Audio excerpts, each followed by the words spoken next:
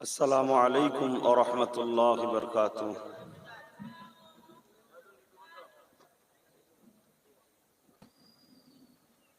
আজ আপনাদের আফসার ভাইয়ের আম্মা জান এবং তিনার বোন এবং পরিবারের যারা চলে গেছেন তিনাদের উদ্দেশ্য করে একটা দোয়ার মাহফিল, পাশাপাশি বিশ্বনবী রাহমাতাল লিল আলামিনের আগমনের মাস রাসূল পাক সাল্লাল্লাহু আলাইহি সাল্লামের কিছু আগমনীয় আলোচনার মাহফিল। এতটা কঠিন রোদে তো আপনারা কষ্ট করে বসে আছেন। এ প্রেম আমাদেরকে বুঝাতে বাকি রাখেনি, যেটা মুহাম্মদ সাল্লাল্লাহু আলাইহি সাল্লামের ভালোবাসা। জোরে বলুন সুবহানাল্লাহ। আর ইতিহাসের পাতা সাক্ষী দেয় এই ভালোবাসা এমন একটা জিনিস যে কোনো কষ্ট, কোনো বাধা, কোনো জিনিস তাদেরকে রুখে রাখতে পারে না। আবার যেখানে সৈয়দুল মুরসালিনের ভালোবাসা, ইতিহাস বলছে সেই ভালোবাসাই তো গরম আগুনে বসে থাকার পরও রসুলকে ছাড়েনি। ইতিহাস সাহাবাদের জীবনে আছে না নাই? তাদেরই তো আমরা উত্তরসূরি। তারা যদি গরম আগুনে বসতে পারে, আমরাও রোদে বসতে পারবো। হয়তো কারো মনে ভাবতে পারেন যে তাহলে আপনি এটা এতক্ষণ আমার জন্য ব্যস্ত করছেন কেন? ব্যাপারটা হচ্ছে আমাকে কথা বলতে হবে। শরৎ গরম হয়ে গেলে অ্যালার্জির সমস্যা আছে, হ্যাঁচি শুরু হয়ে যাবে, কথা বলতেই পারবো না।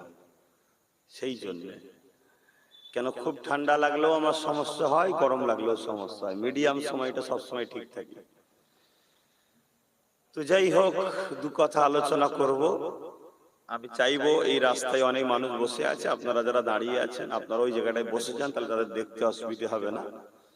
আর যদি একান্ত দাঁড়াতে চান একটু সাইডে গিয়ে দাঁড়াবেন। আর মসজিদের ওখানে যারা বসেছেন, মসজিদের যে গাছগুলো লাগানো আছে ওগুলো নিজেরা দায়িত্বে একটু খেয়াল রাখবেন।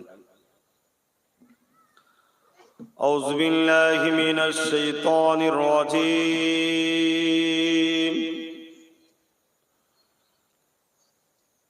বিসমিল্লাহির রহমানির রহিম।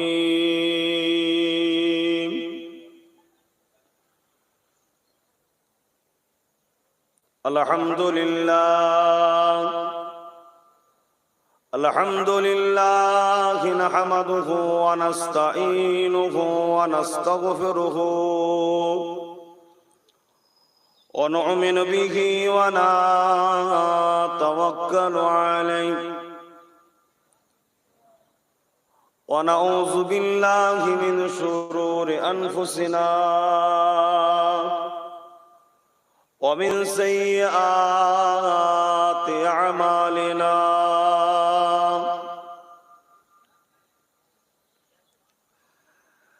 من يهده الله فلا مضل له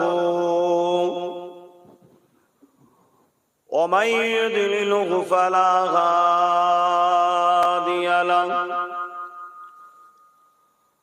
ونشهد أن لا إله إلا الله وحده لا شريك له ونشهد أن سيدنا وحبيبنا ومولانا محمدا عبده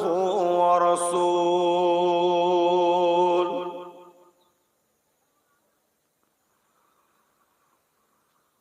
أما بعد فيا أيها الحاضرون رحمكم الله،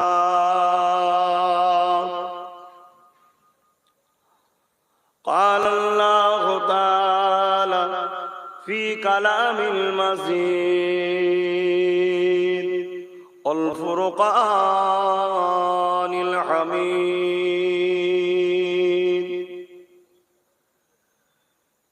إن الله وملائكته يصلون على النبي يا أيها الذين সল্লু আলাইহি ওয়া সাল্লিমু তাসলিমা আল্লাহুম্মা সাল্লি আলা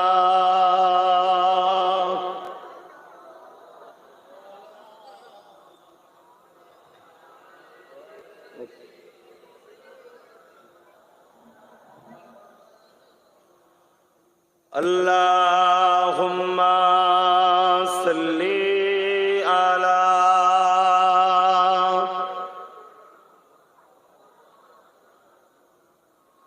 wala ali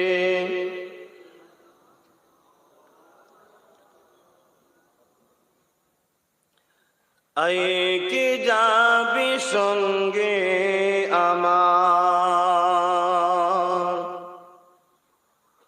আইকে যাবি সঙ্গে আমার নবী দেশে আয় নবী দেশে আয় যেতা মরুর দুল মুক্ত হলো যেতা মরুর ধুল মুক্ত হলো লেগে নবীর পায় লেগে নবীর পায় আল্লাহুম্মা সাল্লি আলা এখানে এটা চট বিছিও না শুকনো আছে তো আর এটা হাত পাকালিস বলো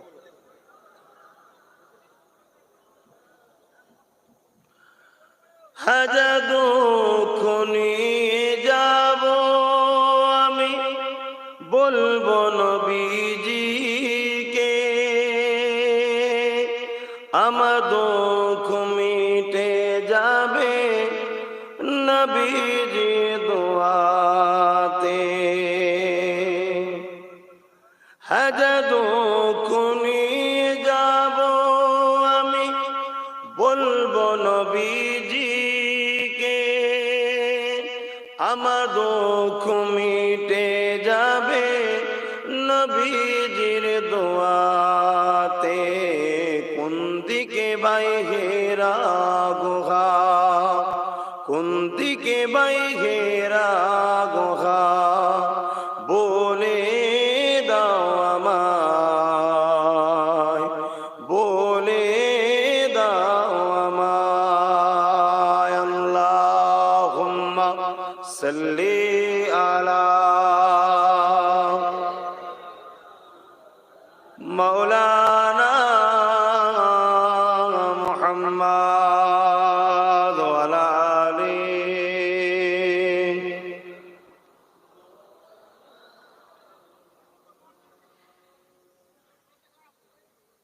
तेरी जालियों के नीचे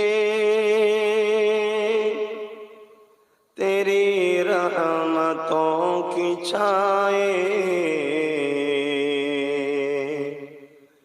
तेरी जालियों के नीचे तेरी रहमतों की छाए जिसे देखना हो जन्नत ओ मदीना देखाए जिसे देखना हो जन्नत ओ मदीना देखाए अल्लाहुम्मा सल्ली अला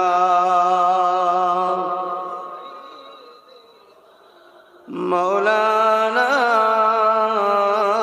मुहम्मद व अला आलिहि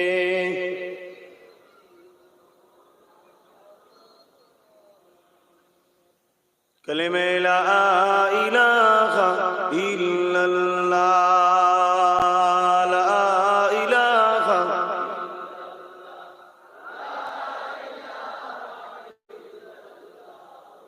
মুহাম্মাদুর রাসূলুল্লাহ। মানুষজন আলহামদুলিল্লাহ অনেক এসছে, কিন্তু এমন বিক্ষিপ্ত হয়ে আছে জায়গাটার জন্য ঠিক আলোচনায় মন বসছে না। একটা এইখানটা চট বিচ্ছে দাও না, যেটা শুকনো আছে তো একটু দেখতে মানান লাগবে, তবে তো তাহলে এইগুলো কিছু বসাবো, দেরিয়ে দেরিয়ে কষ্ট করছে। কালেমা লা ইলাহা ইল্লাল্লাহ, লা ইলাহা ইল্লাল্লাহ, ইল্লাল্লাহ মুহাম্মাদুর রাসূলুল্লাহ। হাসবি রাব্বি জাল্লাল্লাহ, মা ফি কলবি খায়রুল্লাহ, নূর মুহাম্মদ সাল্লাল্লাহ, হক লা ইলাহা ইল্লাল্লাহ, লা ইলাহা, লা ইলাহা ইল্লাল্লাহ মুহাম্মাদুর রাসূলুল্লাহ।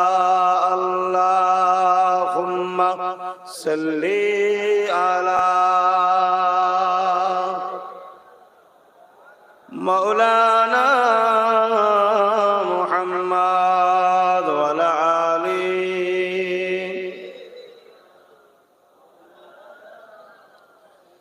وقال الله تعالى في كلام المزيد والفرقان الحميد،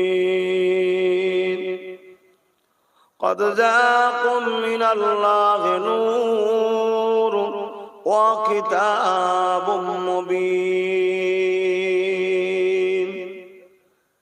আমার আব্বা জানেরা, আমার ভাইরা, আমার আম্মা জানেরা, আমার বোনেরা, ছোট ছোট বাচ্চারা, পবিত্র রবিউল আউয়ালের মাসে আমরা বেশ কিছু নবী প্রেমিক, ইসলামের মাননেওয়ালা মুসলমান একত্রিত হয়েছি একটা দোয়ার মাহফিলকে কেন্দ্র করে। আমার আকসার ভাই, তিনি তেনার আব্বা, এই আম্মা এবং তেনার বোন পরিবারের দোয়ার মাহফিল করেছে, সেই উদ্দেশ্য করে আমরা এসে বসেছি। দোয়া তো চাওয়া হবে, কিন্তু বাকি সময়টা আমরা একটু ইসলাম, কোরআন, রসুল, আল্লাহ নিয়ে একটু আমরা আলোচনা করব। সে আলোচনা আমরা সকলে শুনবো ইনশাআল্লাহ, ঠিক তো নাকি? তামাম পৃথিবীতে যেদিকেই তাকান সব জায়গা থেকেই একটাই কথা দেখবেন, ইসলামের বিরুদ্ধে, কোরআনের বিরুদ্ধে, মসজিদের বিরুদ্ধে, রসুলের বিরুদ্ধে, আল্লাহর বিরুদ্ধে এক শ্রেণীর সন্ত্রাসরা সন্ত্রাসী করেই যাচ্ছে, বিরোধী করেই যাচ্ছে, ঠিক না বেটি? এরপরও আজকের দিনে আপনাদের হাতে তো মোবাইল রয়েছে, গুগলে সার্চ করুন, পৃথিবীর বুকে সব থেকে প্রচার, সব থেকে জনপ্রিয়, সব থেকে বেশি চর্চিত, আলোচিত যে নামটা কি, সার্চ করুন, নাম উঠবে মুহাম্মাদুর রাসূল। জোরে বলুন সুবহানাল্লাহ।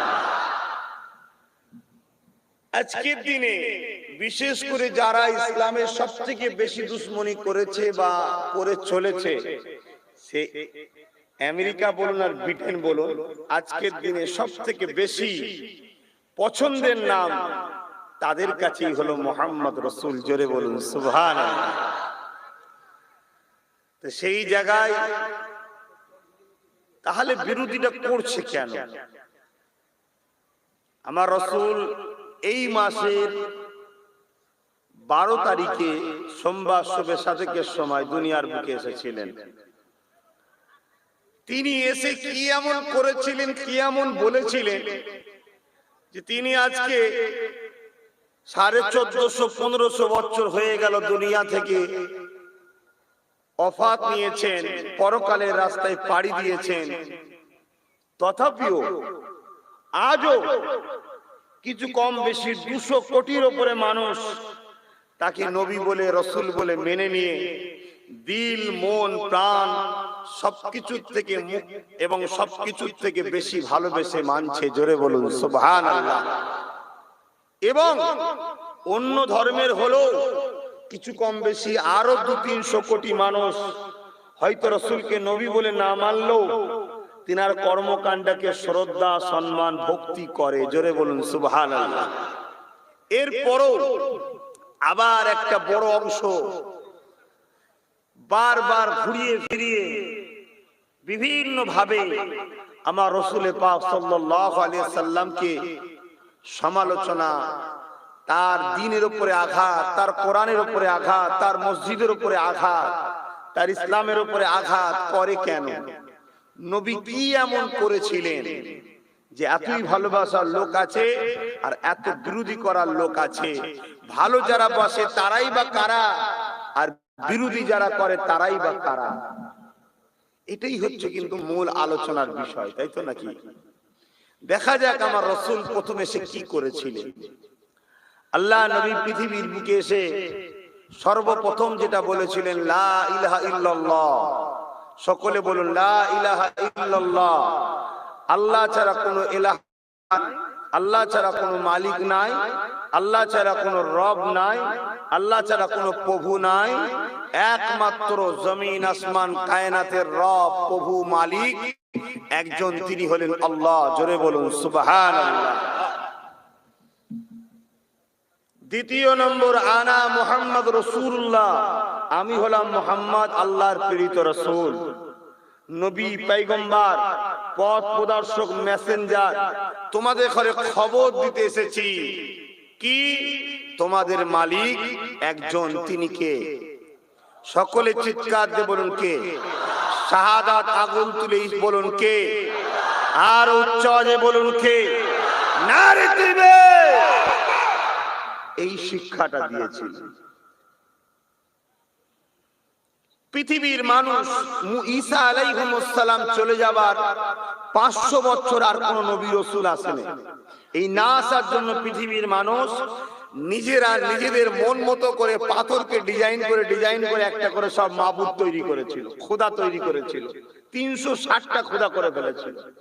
এক একজনের এক একটা খোদা। এটা পানির খোদা, এটা ঝড়ের খোদা, এটা রোদের খোদা, এটা তুফানের খোদা, এটা রুজির খোদা, এটা বিমারের খোদা, এটা সুস্থর খোদা, এটা সূর্য তোলার খোদা, এটা হাওয়া দেবার খোদা। নানা রকম সব একটা একটা করে খোদা তৈরি করে ফেলেছিল। শয়তানের ধোঁকায় পড়ে গিয়ে আর এই করে দিয়ে এত ফিতনার মধ্যে তারা জড়িয়ে গিয়েছিল যে ছেলেরা নিজেদের মাকে হত্যাও করতো, ইজ্জত পর্যন্ত লুটে দিত। তাদের ধারণা তৈরি হয়েছিল যে মহিলা মানে ভোগের জিনিসে মা হতে পারে আর মেয়ে হতে পারে, এদের কোনো ইজ্জত নাই। তাদের ধারণা তৈরি হয়ে গিয়েছিল গরিব কোনো জন্ম হয়েছে আমাদের এই মাবুদের অভিশাপ, ওরা জন্মই হয়েছে শুধু ধনী লোকদের গোলামি করবে বলে। ওদেরকে হত্যা করলেও পাপ নেই, ওদেরকে মেরে ফেললেও কোনো পাপ নেই। এবং গরিবের ঘরের মেয়েগুলো শুধুমাত্র ধনী লোকেদের দাসী হয়ে জন্ম হয়েছে। ধনী লোকদের সেবা করবে, ধনী লোকরা ভোগ করবে। লাস্টে যখন কন্যা সন্তান এসে যাবে ওই সন্তানকেও মেরে দিল, মহিলাটাকেও মেরে দিল। এই রকম একটা অসভ্য বর্বর দুপায়ে পশুতে মানুষগুলো পরিণত হয়েছিল। আমার রাসূল পাক সাল্লাল্লাহু আলাইহি সাল্লামকে মহান স্রষ্টা পাঠালেন। তিনি বললেন, না গো, তোমাদের মালিক একজন।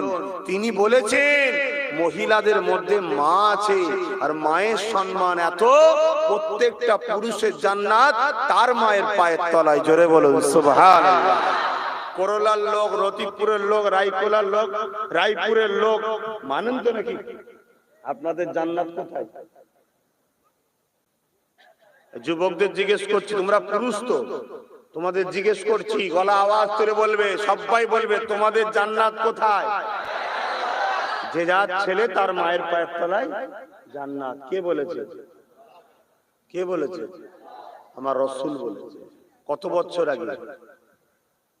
1450-1500 বছর আগে। কোথায়? সেই সৌদির বুকে এসে, আরবের বুকে এসে সেই কথা আজও চলছে। যারা মাকে ভালোবাসেন তারা আমার রাসূলকে ভালোবাসবে? তাহলে আমার নবীর বিরোধী তারা যারা নিজের মায়ের এই স্বাধীনতাকে মেনে নিতে পারছে না। সেই দিনও আবু জেহেল, উতবা, সাইবা, আবু লাহাব যারা নারীদের মর্যাদা দেয়নি, তারা আমার নবীর বিরোধী করেছিল। আজও পৃথিবীর বুকে যারা নারীদের মর্যাদা দেয়নি, তারাই বিরোধী করছে। অন্য ধর্মের হতেও পারে, অন্য ধর্মের মধ্যে যারা নারীদের মর্যাদা দেয়, আমার রাসূলকে নবী বলে না মানলেও কেউ শ্রদ্ধা করে। আর যারাই নারীদের মর্যাদা দেয় না, তারাই কিন্তু আমার রাসূলের বিরোধী করছে। পৃথিবীর বুকে এই মা গুণর, নারী গুণের মর্যাদা আমার রাসূল দিয়েছে। একটা যুবক এসছে নবীর কাছে, বিবাহ হয়ে গেছে, সন্তান হয়েছে, মানে তখনও বয়স ইয়ং আছে। এসে বলছে, মোহাম্মদ, আমি জীবনে একটা বড় ভুল করেছি। তুমি তখন আসো না, জাহিলিয়াতের যুগের পাল্লায় পড়ে গিয়ে তোমার নবুয়তের দাওয়াত তখন প্রচার হয়নি। আমরা ভাবতাম নারী মানে অশুভ, তাই আমার একটা কন্যা সন্তান হয়েছিল, তাকে আমি নিজে হাতে বালিতে পুঁতে দিয়েছি। জেন্ত শুনছেন ভাই, এত অন্ধকারে ছিল। আর আজ যার ঘরে নবীর প্রেম আছে, তার ঘরে কন্যা সন্তান হলে ওই বাপটা খুশি হয় না বেজার হয়? কেন খুশি হয়? নবী বলেছে কন্যা হওয়া হলো রহমত। জোরে বলুন সুবহানাল্লাহ। যারা মেয়েদের ঘরে নিয়ে গান বাজনা, যাত্রা, থিয়েটারে লোভ লালসায় ক্ষুধার্ত মিটাবার ভোগ পাত্রী মনে করে, তারা কখন আমার রাসূলকে সম্মান দেবে? তারা আমার নবীর দিন প্রচার হোক চায়। কেন? আমার নবীর দিন যেখানে থাকবে সেখানে কখনো নারী অবহেলিত হবে না। যেখানে নবীর দিন থাকবে, ওই যেমন কোলে কোলে বসে আছে কন্যা সন্তানকে, ওই রকম কোলে কোলে বসে থাকবে, কারণ ওর মধ্যে নবীর দিন আছে। তাই ওর কাছে কন্যাটা হলো রহমত স্বরূপ। জোরে বলুন সুবহানাল্লাহ। তাই যারা নারী পিপাসিত, নারীদের নিয়ে ভোগ পাত্রী বানিয়ে নারীদের ইউজ করতে চাই, শুধু অপমান করতে চায়, তারা কোনোদিন চাইবে না মুহাম্মাদের দিন প্রচার হোক। এই চাইবে? তারা বিভিন্ন কায়দায় আমার নবীকে ছোট করতে চাইবে। আজও পৃথিবীর বুকে এই রকম দুপায়ে পশু সন্ত্রাস আছে না নাই? তারাই আমার নবীকে বিভিন্ন দিক দিয়ে আঘাত করে, কষ্ট দেয়। আরে আমার নবী পাকের কি আদর্শ ছিল! আল্লাহ নবী পৃথিবীর জমিনে যখন আসলেন, নারীগুলোকে জন্তু পুঁতে দেয়া হতো। আল্লাহ নবীর কাছে যুবকটি এসে যখন বলল, হে মুহাম্মদ, আমি এরকম একটা অন্যায় করে ফেলেছি, আমার কি বাঁচার কোনো উপায় আছে? আমার রাসূলুল্লাহ বলে দিলেন, না জেনে অন্যায় করেছো, পাপ করেছো, আসো, ফিরে আসো, তওবা করো। এক আল্লাহকে আল্লাহ বলে মেনে নিয়ে, তার দাসত্ব স্বীকার করে নিয়ে, আমাকে নবী রাসূল বলে মেনে নিয়ে, আমার হাত ধরে কলেমা পড়ে নিয়ে তওবা করে নাও গো।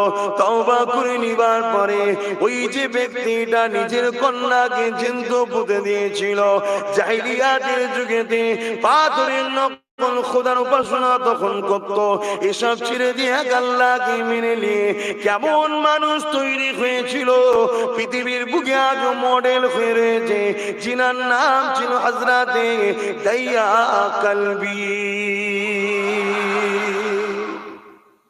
আমার রাসূল মানুষ তৈরি করতে এসেছিলেন, মানুষ রূপী পশুগুলো যখন হয়ে গিয়েছিল, সেগুলোকে মানুষ বানাতে এসেছিল।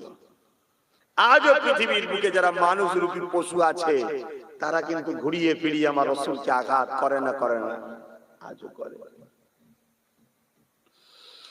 এ যুবকেরা, এ নবী পাকের প্রেমিকেরা, এই মাসে 12 তারিখ আল্লাহ নবী দুনিয়া জমিনে তাশরীফ এনেছিলেন। নবী আমার দুনিয়া জমিনে যখন আসেন, মায়েদের কোনো মর্যাদা ইজ্জত ছিল না গো। এ আমার আম্মা বোনেরা, মাইকের আওয়াজ শুনতে পাচ্ছেন, শুনে রেখে দেয়। নিজেদের ছেলেরা না মায়েদেরকে হত্যা করে দিত, নিজেদের ছেলেরা মায়ের ইজ্জত নিয়ে খেলা করত, নিজেদের ছেলেরা নিজেদের মাকে কতল করে দিত। আল্লাহ নবী এসে পৃথিবীর জমিনে মায়েদের ইজ্জত কতটা দিয়েছে আল্লাহ নবী জানিয়ে দিলেন, আল জান্নাতু তাহতা আকদামুল উম্মাহাত। এ দুনিয়ার মানুষেরা, তোমাদের জান্নাত হলো তোমাদের মায়ের পায়ের তলায়। এ নওজওয়ানেরা, এক ব্যক্তি আল্লাহ রাসূলের দরবারে আসলেন, আল্লাহ নবীকে জিজ্ঞাসা করলেন, ইয়া রাসূলুল্লাহ, হাবিবাল্লাহ, আমার উপরে সবচেয়ে কার বেশি হক রয়েছে? আল্লাহ নবী বললেন, তোমার মায়ের। তারপরে কার হক রয়েছে? তোমার মায়ের। তারপরে কার হক রয়েছে? তোমার মায়ের। তারপরে কার হক? আল্লাহ নবী বললেন, তোমার বাপের। যে সময় নারীগুলো অর্থের পাত্র ছিল, যে সময় নারীগুলো ভোগের পাত্র ছিল, যে সময় নারীদের কোনো মর্যাদা ছিল না, আল্লাহ নবী সেই মায়ের জাত, নারীর জাতকে পুরুষের থেকে 3 গুণ মর্যাদা বেশি দিয়ে দিয়েছে। সেই মর্যাদাই তো আজও সুবহানাল্লাহ বলছেন। এই যে সুবহানাল্লাহ বলছেন, সেই নবী শিক্ষাতেই তো বলছি নাকি? পুরুষ হয়েও নারীর মর্যাদা আমাদের থেকে 3 গুণ বেশি জানার পরও সুবহানাল্লাহ বলছি। কেন? ওই নারী হলো আমার মা, মায়ের জাত, নারীর জাত, ঠিক না বেটি? যাদের অন্তরে রাসূলের প্রেম আছে তারা কখনো বৃদ্ধা আশ্রমে মাকে দিয়ে আসতে পারবে? তাহলে বৃদ্ধা রাসূল যেখানে থাকবে সেখানে বৃদ্ধাশ্রম চলবে না বন্ধ হবে? রাসূল যেখানে থাকবে সেখানে বৃদ্ধাশ্রম চলবে না বন্ধ হয়ে যাবে? বন্ধ হয়ে যাবে। তাহলে রাসূলকে কখনো তারা সমাজে আনতে দেবে? এই কথা বুঝছেন তো নাকি? মুসলমানের ছেলে মেয়েরা, তরুণেরা, বাপেরা, ও নবী পাকের প্রেমিকেরা, আল্লাহ নবী দুনিয়া মানুষকে শিক্ষা দিয়েছিল। এ দুনিয়া মানুষেরা, আমার আল্লাহ পাক জানিয়ে দিয়েছে, যিনি তোমাদের স্রষ্টা, আনিসকুরুনি ওয়ালি ওয়ালিদাইকা, তোমরা আল্লাহ পাকের কৃপা জ্ঞাপন করো, মা বাবার কৃপা জ্ঞাপন করো। আল্লাহ নবী আরো জানিয়ে দিলেন, এ দুনিয়া মানুষেরা, তোমাদের স্রষ্টা আল্লাহ জানিয়েছে, মান রাদিয়ান খালিদা মা বাপ যার উপরে রাজি, আমার আল্লাহ পাক তার উপরে রাজি। যে ছেলে আল্লাহকে রাজি করতে চাই, সে ছেলে মা বাপকে নারাজ করতে পারবে? কথা বলুন ভাইরা। এই যে নারীদের মর্যাদা, এই মর্যাদাটা কে দিয়েছে? আমার রাসূল দিয়েছে, তাই তো নাকি? আর রাসূলকে দিবার কথা হুকুম কে করেছে? আল্লাহ। অর্থাৎ ইসলাম, আল্লাহর মনোনীত ধর্ম, নারীদের মর্যাদা দিয়েছে। তাহলে আজকে সেই মর্যাদা যারা নারীদের দিতে চায় না, তারা কখনো ইসলামকে বাস্তবায়নের হওয়া থেকে রুখবে না? রুখবে না? রুখবে। কেন? ইসলাম থাকলে বিধবা নারীর বিবাহ জায়েজ থাকবে, ঠিক না বেটি? আর ইসলাম না থাকলে বিধবা নারীকে দেখা যাবে ধর্মগুরু সেজে সেবার জন্য কাজে নিয়ে যাবে। কথা বুঝছেন না? বুঝুন না। যেখানে ইসলাম থাকবে সেখানে কি বলা হবে? বিধবা তো কি হয়েছে, নতুন বিবাহ দিতে হবে, ওর সঙ্গে অবৈধ সম্পর্ক করা যাবে না। জোরে বলুন সুবহানাল্লাহ।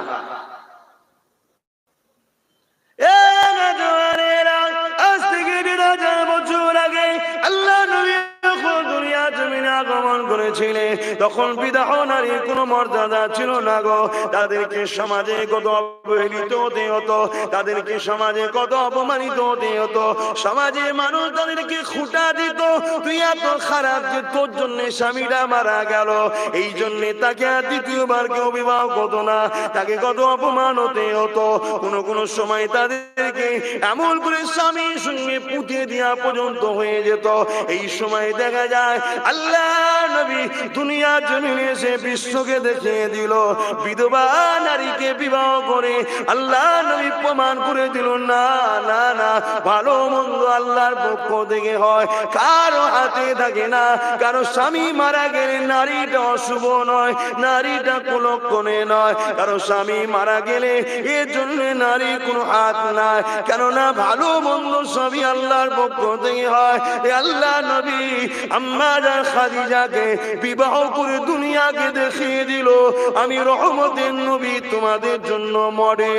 এইভাবে দুনিয়া জমিনে বিধবা নারীদের স্ত্রীর মর্যাদা নবী দিয়ে দিলে।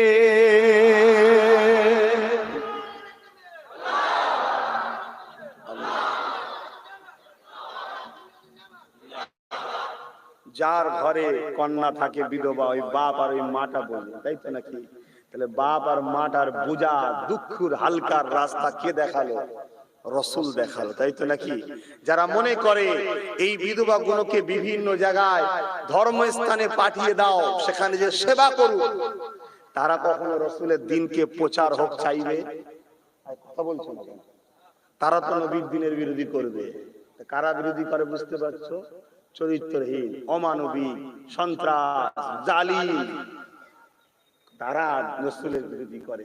কোন সুস্থ মস্তিষ্কের কোন ধর্মের মানুষ মুহাম্মদ রসুলের বিরোধী করে না। জোরে বলুন সুবহানাল্লাহ। বাবেরা, নওজোয়ান তরুণেরা, আল্লাহ নবী মাসে 10 তারিখে দুনিয়ার জমিনে আগমন করেছিলেন। আল্লাহ নবী দুনিয়ার জমিনে আগমন করার পরে নবী আমার যখন কন্যাদেরকে অপমানিত আল্লাহ নবী কন্যাদের এত মর্যাদা, এত সম্মান দিল। আল্লাহ নবী নিজে জানিয়ে দিলেন, এ দুনিয়ার মানুষেরা, আমার কলিজার টুকরা, আমার শরীর অংশ হলো আমার ফাতেমা। অতএব মহিলাদেরকে মহব্বত করো, ভালোবাসো, প্যার করো। কন্যাদেরকে মহব্বত করো, প্যার করো, সম্মান করো। আল্লাহ নবী শিক্ষাটা দিয়ে দিল।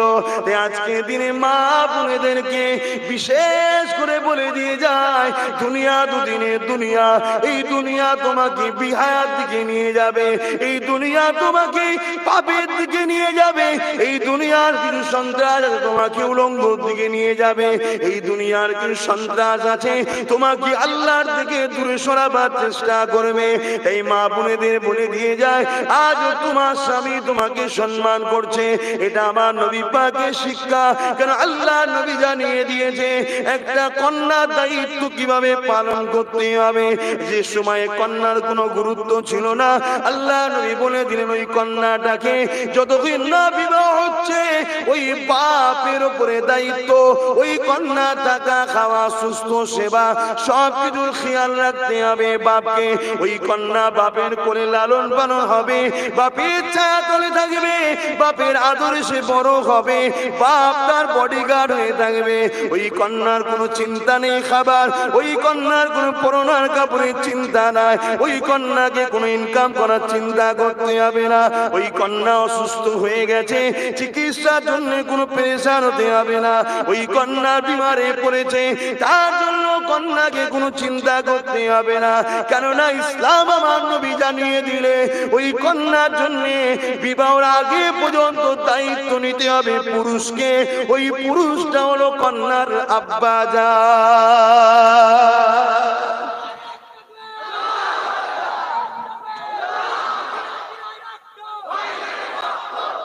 যারা কন্যাদেরকে সম্মান দেয় না, তারা আমার রসুলকে কখনো মহব্বত করতে পারবে না। এটা কত বড় দায়িত্ব বাপের। তোমার কন্যার কোন রকম থাকার অসুবিধা না হয়, খাওয়ার অসুবিধা না হয়, পরনার কাপড়ের অসুবিধা না হয়, তার অসুস্থ হলে চিকিৎসার কোনো অসুবিধা না হয়, এই জিম্মেদারি কার? বাপের। আর যখনই বিবাহ হয়ে গেল, এবার জিম্মেদারি কার? স্বামীর। যেমন বাপ তাকে লালন পালন করেছে, আদর করে, তার সব দেখাশোনার দায়িত্ব তার বডিগার্ড, ঠিক তেমনি বিবাহের পরেই তার সমস্ত কিছু দায়িত্ব তার স্বামীর। ওকে থাকার জায়গা, খাওয়ার ব্যবস্থা, পড়ানোর ব্যবস্থা, চিকিৎসার ব্যবস্থা, সমস্ত কিছু ডিউটি স্বামীর। আবার সেই পুরুষের দায়িত্ব, তাকে সমস্ত কিছু ঢাল হয়ে থাকতে হবে, তার কোনো অসুবিধা হয়। নারী, তুমি কোনো চিন্তা করো না, ইসলাম তোমাকে এত সুন্দর সেফটি, মর্যাদা, বিনা কষ্টে তোমার সমস্যা সমাধান হবে সে ব্যবস্থা ইসলাম করে দিয়ে গেছে। জোরে বলুন সুবহানাল্লাহ। তারপরে ওই স্ত্রী যখন বয়স্ক মহিলা হয়ে যাবে, তারপরে স্বামীও দেখা যাচ্ছে দুর্বল হয়ে গেছে, বয়স্ক হয়ে গেছে, বাপ বয়স্ক, স্বামী বয়স্ক হয়ে গেছে, দুর্বল, কমজোর বা ইন্তেকাল হয়ে গেছে। ওই মহিলার দায়িত্ব, যদি তার উপযুক্ত সন্তান থাকে, ওই সন্তানের সম্পূর্ণ দায়িত্ব তার মাকে লালন পালন, চিকিৎসা, থাকা, খাওয়ার সব দায়িত্ব। দেখুন, নারী দুলনা থেকে কবর পর্যন্ত নিশ্চিন্তায় রয়েছে। একটার পর একটা টাইমে আমার রসুল একজন একজন করে নারী ঠিক বডিগার্ড তৈরি করে দিয়ে গেল। জোরে বলুন সুবহানাল্লাহ। কত সম্মান, কোনো খাটনি নেই, কোনো টেস্টার নেই, কোনো চিন্তা নেই। চুরি করে আনছে, ডাকাতি করে আনছে, তোমায় চিন্তা করতে হবে না, তুমি খাও দাও, জবাব ওকে দিতে হবে, তোমার চিন্তা নেই। কেন? তোমার জন্য ওকে গার্জেন করা হয়েছে, তোমার জন্য ওকে ডিউটিতে রাখা হয়েছে, তোমার সেবার জন্য, তোমাকে খেয়াল করার জন্য। তাহলে যারা নারীদের মর্যাদা দেয় না, তারা ইসলামের এই জিনিসটাকে তো কোনোদিন বাস্তবে হতে দেবে না। তাই তারা ইসলামের বিরোধী করবে, আর ইসলামের বিরোধী করতে গেলে রাসূলকে তো বিরোধী করতেই হবে। কথা বুঝছেন না? বলেন না। যদি কারো সন্তান না থাকে, তার বড় ভাই যদি থাকে, বড় ভাই গার্জেন, শুনছেন তো ভাই? ডিউটি হালকা করে দিলে হবে না যে আমার ডিউটি নেই, বিয়ে হয়ে গেছে, ও দেখবে করি না। যখন বয়স হয়ে যাবে বা স্বামী মারা যাবে, ওকে দেখতে হবে বড় ভাইকে। এটা ডিউটি পালন করতেই হবে, কিছু করার নেই, কোনো গুঞ্জাইশ চলবে না আল্লাহর কাছে। তাই মা বোনেদেরকে বলে যায়, এত সুন্দর ব্যবস্থা ইসলাম তোমাকে দিল, সেই ইসলামের বিরোধী কাজ করো না গো মা বোনেরা। কেন? তোমরা এখন আমাদের সাহারা, চারিদিকে আমাদেরকে ঘিরে ফেলেছে, মেরে ফেলবে, হাত তুলছি কবুল হচ্ছে না, তোমরা এখন আমাদের সাহারা। তাই তো নাকি? ওদের দোয়াটাই কবুল হবে এখন, কিন্তু ও তো 100-র মধ্যে 80% বিহা হয়ে গেছে, 20% যদিও আছে। তাই বুঝাচ্ছি, কি খারাপ লাগছে নাকি? তাই বুঝাবার চেষ্টা করি মারে, তাই বুঝাবার চেষ্টা করি বোন রে। দুনিয়াদারি করতে গিয়ে, ব্যবসা করতে গিয়ে, দোকানদারি চালাতে গিয়ে, বিভিন্ন জায়গায় করতে গিয়ে না টাইমে নামাজ হয়, না সত্য কথা ঠিক মতো হয়, না লেনদেন ঠিকভাবে হয়, না তেমন ভাবে সভাপতি ঠিকভাবে বসা হয়, বিভিন্ন জায়গায় যে বিভিন্ন লোকের পয়সা খেতে হয়, নাই মহাজন খুশি হয়ে যাবে, কেন দেখা দেখি নেই খেয়ে নিতে হয়। মা, কিন্তু তোমরা ঘরের মধ্যে রয়েছো, যদি তোমার স্বামীর ইনকাম খারাপও হয়, তারপরেও আল্লাহ তোমাকে অপবিত্র করে না, পবিত্র রেখে দেয়। মা, তাই তোমরা আজকে যদি অপবিত্র হয়ে যাও, পর্দা ছেড়ে দিয়ে বাইরে বেরিয়ে যাও, আল্লাহ নারাজ হয়ে যাবে, নবী নারাজ হয়ে যাবে, হাত তুলবে, কবুল হবে না, সন্ত্রাসীরা আমাদেরকে মেরে ফেলবে, সাহায্য আল্লাহ পাকের পাবো না। আর তোমরা যদি পবিত্র থাকো, আল্লাহ পাকের কাছে হাত তোলো, যেমন বদরে আল্লাহ ফেরেশতা পাঠিয়েছিল, ইনশাআল্লাহ আবার আল্লাহ ফেরেশতা পাঠাবে, কামিয়াবি আমাদেরই হবে, জয় আমাদেরই হবে। জয় সত্যের সর্বসময় হয়, ব্যথা না হলে সন্তান পাওয়া যায় না, এই সন্তান না হলে আনন্দ হওয়া যায় না, তাই আঘাত না দিলে ফির সত্য কথা জানা যায় না। এই যুবকেরা, তরুণেরা, যত মসজিদে আঘাত করবে, যত মাদ্রাসায় আঘাত করবে, যত কোরআনে আঘাত করবে, যত রাসূলকে আঘাত করবে, এই আঘাতের পরে একটা শান্তি আসবে, ওই শান্তিটা হলো জয়ের শান্তি। যে আঘাত করবে তার বাড়ির ছেলে নবীর প্রেমিক হবে, যে আঘাত করবে তার বাড়ির মেয়ে নবীর প্রেমিক হবে, যে আঘাত করবে তার পরিবারের লোক মসজিদে আসবে, যে আঘাত করবে তার বাড়ির লোক কোরআনের হাফেজা হবে। ইতিহাস গাওয়া দিয়ে দেয়, পৃথিবী বিখ্যাত ইসলামের বিরোধী ছিল বুশ, তার কন্যা কোরআনের হাফেজা হয়ে গিয়েছে।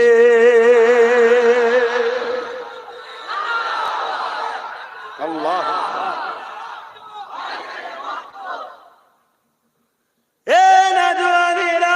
কিন্তু আমরা কি করে বাঁচবো? আল্লাহ তো বলে দিয়েছে, কোরআনের হেফাজতের দায়িত্ব আমি নিচ্ছি, লৌহে মাহফুজে রক্ষিত রয়েছে, কোরআন কোনোদিন কেউ বেহুজুতি করতে পারবে না, যে করতে যাবে সে বেহুজুতি হবে। কিন্তু আমরা কি করে বাঁচবো? আল্লাহ পাক তার হাবিবের ইজ্জতের হেফাজত করবে বলেছে, কেউ হেফাজত বেহুজুতি করতে পারবে না। এমন করে একদল লোক বেহুজুতি করতে গিয়েছিল, বড় জুব্বা লাগিয়ে দিয়ে, তসবিহ হাতে করে নিয়ে, সুন্নাতি দাড়ি রেখে, মাথায় টুপি দিয়ে আমার মদিনা শরীফে এসে এমন করে তাবু তৈরি করে সুড়ঙ্গ তৈরি করতে লেগেছিল, আমার রাসূলের পাকের নূরের জিসম মুবারককে চুরি করে নেবে বলে। কিন্তু আমার আল্লাহ বলে দিয়েছে, আমার হাবিবের হিফাজতের দায়িত্ব আমি নিয়েছি। তাই দেখা যায় পরবর্তী সময় সরকারের কাছে বন্দী হয়ে গেল, আমার রাসূলুল্লাহর বেহুজুতি করতে পারলো না। যুগে যুগে লোকেরা বেহুজুতি করতে চেয়েছে, যারাই বেহুজুতি করতে চেয়েছে তারা হয় নবীর প্রেমিক হয়ে গেছে, না হয় খোদার গজবের শিকার হয়ে গেছে। এ যুবকের আব্বারা, এটা আজকে নতুন নয়। বেহুদী করতে চেয়েছিল আবু জেহেল, কুয়া করেছিল আমার নবীকে ফেলবে বলে। আল্লাহ পাকের কারিজমা দেখুন, ওই আবু জেহেল কুয়ায় পড়ে গেল। পৃথিবীর তরি জোগাড় করা হচ্ছে, যতই না ভাই ছোট হয়ে যাচ্ছে। কিন্তু আমার রাসূলুল্লাহকে যখন বলল যে মা ভাইপো আমি তোমার জন্য করেছিলাম, আমাকে ক্ষমা করে দাও, তুলে দাও, আল্লাহ নবী হাতটা বাড়ালো, আবু জেহেল হাতটা পেয়ে গেল, রাসূল আমার হাতটা ধরে তুলে দিল। এ যুবকেরা, তরুণেরা, যাকে বেহুদী করতে চাইনি তার হাতে আবু জেহেল সাহারা পেয়ে গেল। এটা দুনিয়ায় যুগ যুগ ধরে চলে আসছে। যারাই বেহুদী করতে গেছে, হয় তার প্রেমিক হয়ে গেছে, আর না হয় খোদার গজবের শিকার হয়ে জাহান্নামী হয়ে গেছে। কিন্তু যারা কপাল ফাটাচ্ছে বেহুদী হয়ে জাহান্নামী হয়েছে, আর যার কপাল ভালো বেহুদী করতে গেছে কিন্তু নাজাত পেয়ে গেছে। কি গো, ঠিক না বেটি? একদিকে যেমন আবু জেহেল বেহুদী করে করে করে করে কপাল ফাটায় জাহান্নামী হয়ে গেল, কিন্তু অপর দিকে আরেকজন ছিল বেহুদী করতে গিয়েছিল, তরোয়ারকে হাতে করে নিয়ে। যার নাম হলো উমর ফারুক। তখন হয়নি, হযরত তখন হয়নি, রাদিয়াল্লাহু তাআলা তখন হয়নি, শুধু উমর ছিল, শুধু উমর ছিল। ঘোড়ার পিঠে রওনা দিয়েছে, অনেক বড় কথা। রাসূলুল্লাহ দরজায় গিয়ে আঘাত করলো।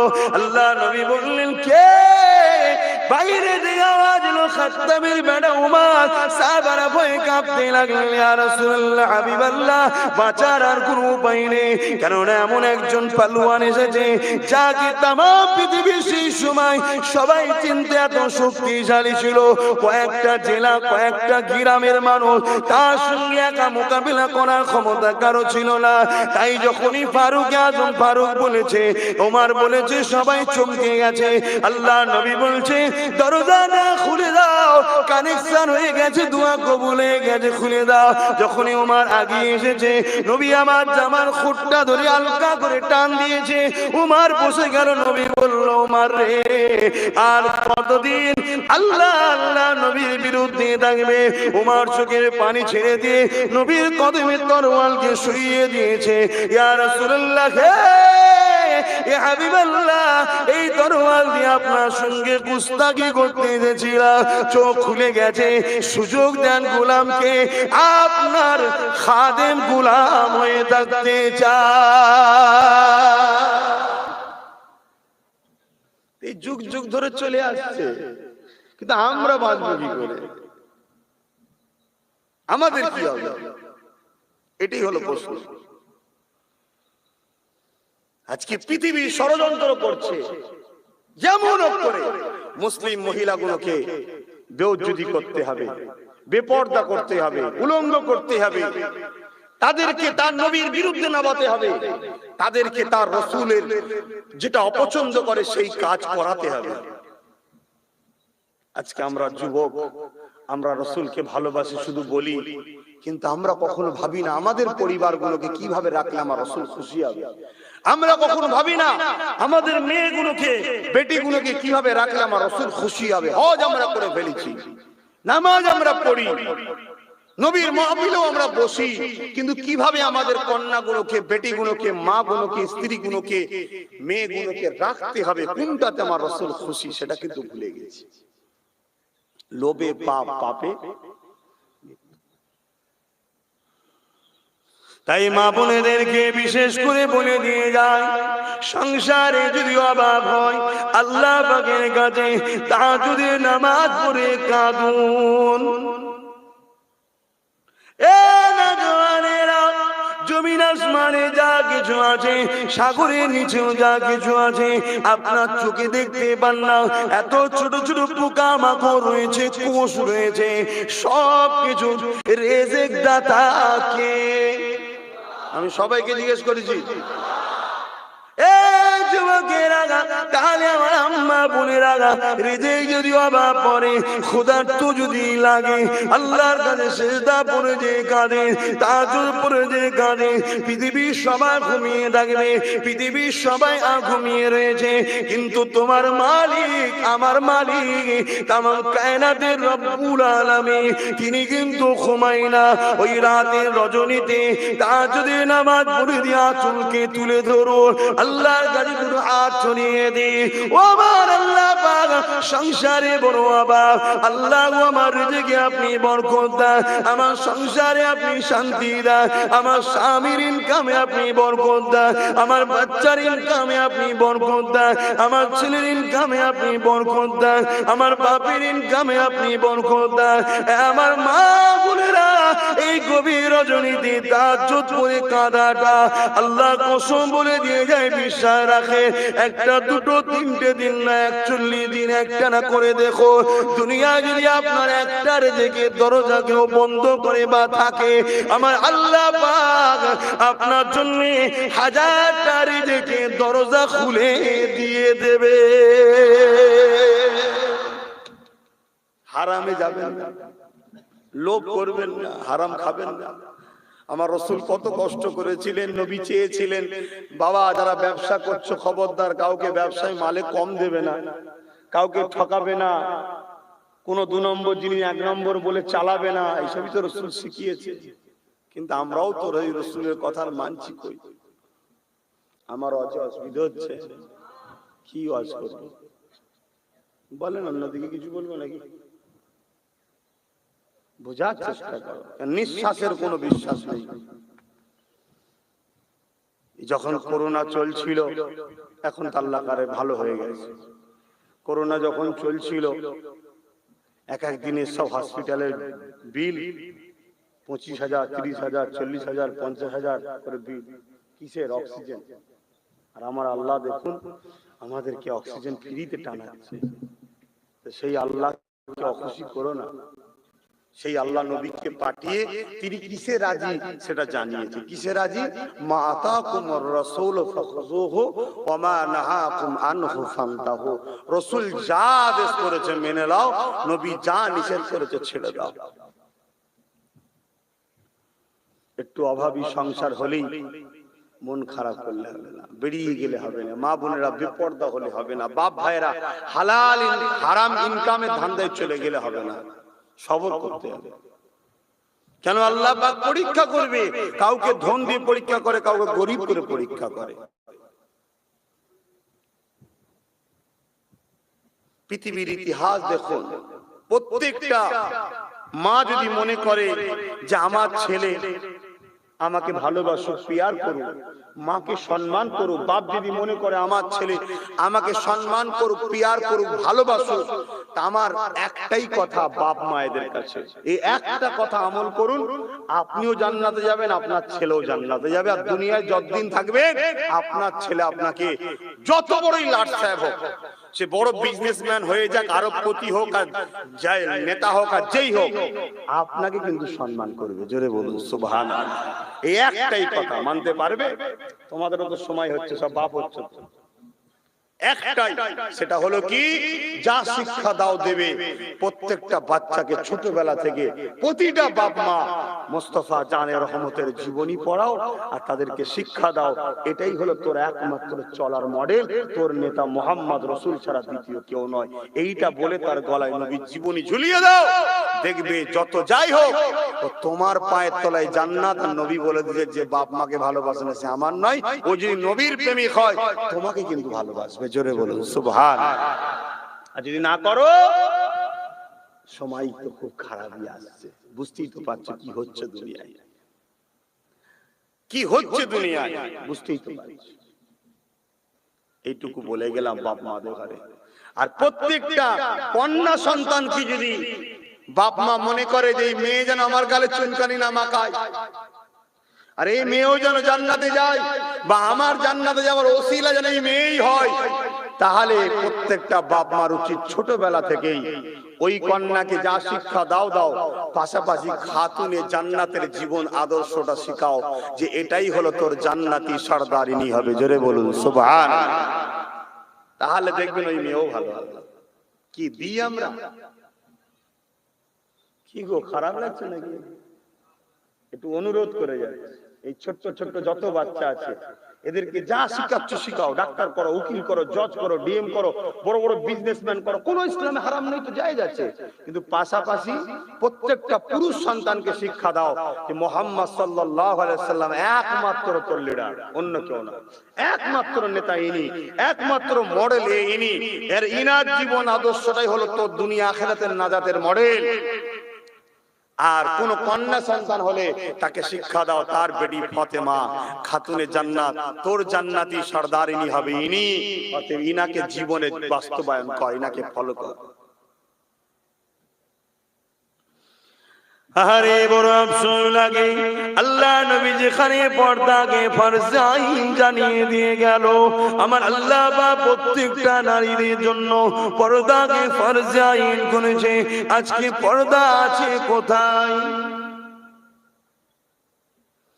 এ ছেলেরা, যুবকেরা, এ নবী পাকের প্রেমিকেরা, আল্লাহ নবী জানিয়ে দিলেন আদ-দায়ুসু লা ইয়াদখুলুল জান্নাহ, দায়ুস কোনদিন জান্নাতে যাবে না। কে দায়ুসটা শুনে রেখে দাও, বেপরদা নারী হলো দায়ুস। তোমার মা যদি দায়ুস হয়ে যায় সে কোনদিন জান্নাতে যাবে না।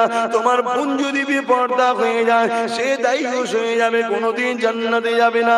তোমার স্ত্রী যদি দায়ুস হয়ে যায় সে বেপরদা হয়ে গেলে কোনদিন জান্নাতে যাবে না। তোমার মেয়ে যদি বেপরদা হয় দায়ুস হয়ে যাবে, সে কোনদিন জান্নাতে যাবে না। এমন কোন বাপ আছেন তিনি কি চান তার মা জাহান্নামী হোক? এমন কোন বাপ আছে তার মেয়ে জাহান্নামী হোক? এমন কোন ভাই আছেন তার মা জাহান্নামী হোক? এমন কোন স্বামী আছেন তার স্ত্রী জাহান্নামী হোক? যদি বলেন না চাই না, তাহলে নিজেরা নিজেদের পরিবারগুলোকে ঠিক করুন। আমি তো আজ আপনার পরিবারকে বোঝাতে পারি না, এখান থেকে শিখে যাচ্ছেন তাদেরকে যে বোঝা। খবরদার খবরদার, বাইরে যখন বেরোবে ঢিলে ঢালা কাপড় গায়ে ঢেকে দিয়ে বেরোবে। বোরখাই যে পড়তে হবে এমনটা নয়। এই মুখমণ্ডল ছাড়া, হাতের গেটনু অংশ ছাড়া, পায়ের টাকনুর নিচু অংশ ছাড়া বাকি জায়গাগুলোকে ঢিলে ঢালা কাপড় দিয়ে ঢেকে রাখার নাম হলো হিজাব, পর্দা। এ যুবকেরা, তরুণেরা, বাপেরা, বিশেষ করে মা বোনেদেরকে বলে যায় যে নবী আমার তোমাদেরকে এত মর্যাদা দিল, এত সম্মান দিল, আল্লাহ নবী জানিয়ে দিল বাপের সম্পত্তির হক ছেলে পাবে তা নয়, বাপের সম্পত্তির হক মেয়েও পাবে। আগে যে বাপের সম্পত্তির হক মেয়েরা পেত না গো, আল্লাহ নবী ফয়সালা করে দিয়ে গেছে বাপের সম্পত্তির হক মেয়ে পাবে। শুধু মেয়ে বাপ থেকে পাবে তা নয়, মেয়ে স্বামীর থেকে পাবে। শুধু স্বামীর থেকে পাবে তা নয়। এ যুবকেরা, আব্বারা, তরুণেরা, নারীরা এমন করে নিজের ছেলেরও সম্পত্তির ভাগ পাবে। তাহলে পুরুষ তো এক জায়গায় শুধু ভাগ পায়, কোথায়? বাপের কাছে। আর বাপ যদি গরিব হয় তো গেল। কিন্তু বাপ গরিব হলেও নারী ভাগ পাবে, স্বামী যদি ধনী হয়। কথা বুঝে আসছে না?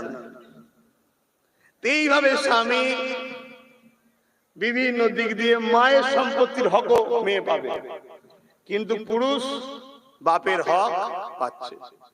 নারীদের এত মর্যাদা আল্লাহ দিয়েছে, রাসূল দিয়েছে। তাই আমার মা বোনদের বলবো, বেপর্দা হয়েও না। দুনিয়া তোমাদেরকে বেপর্দা করতে চাইছে।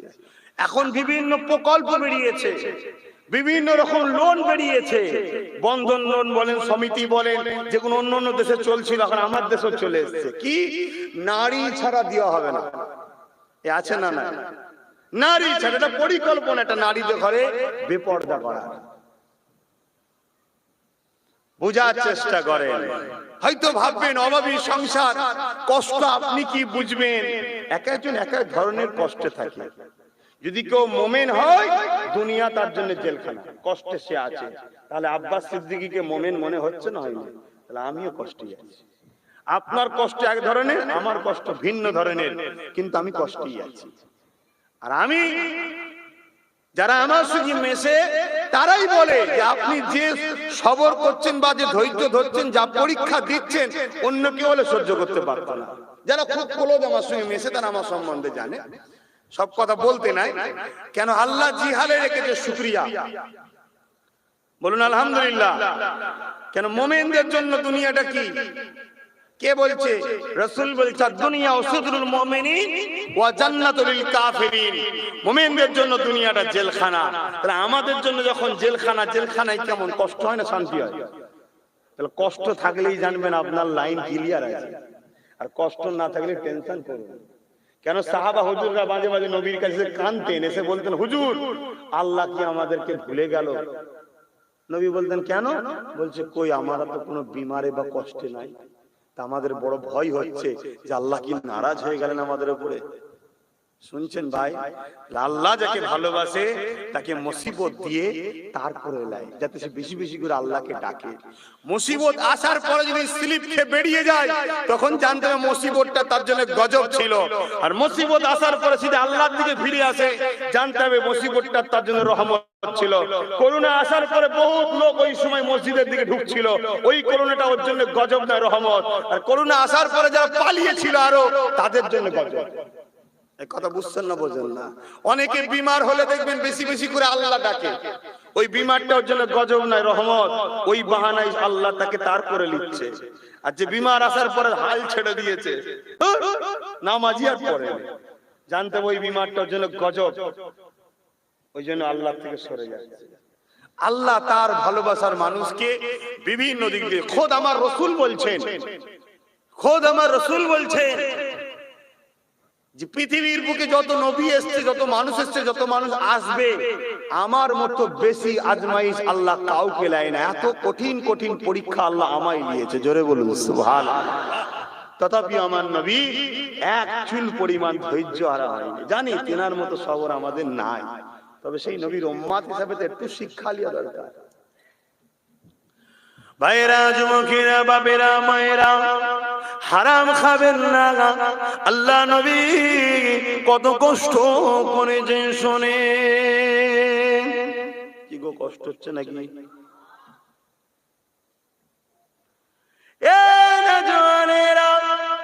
আল্লাহ নবী জীবনে এমন দিন গেছে, নবী আমার এমন করে টানা 3 দিন কিছু না খেয়ে পেটে পাথর বেঁধে কাটিয়েছে, তথাপিও নবী আমার ধৈর্য হারা হয় না। আল্লাহ তুমি যাতে রাজি, আমি মুহাম্মদ রাসূল তাতে রাজি।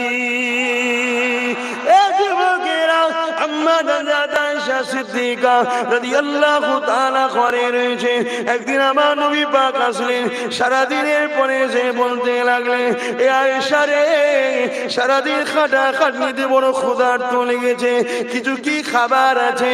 আম্মা আয়েশা চোখের পানি ফেলে বলেছিলেন, ইয়া রাসূলুল্লাহ, হাবিবাল্লাহ, আমি আয়েশা ঘরেতে পানি ছাড়া অন্য কিছু নাই।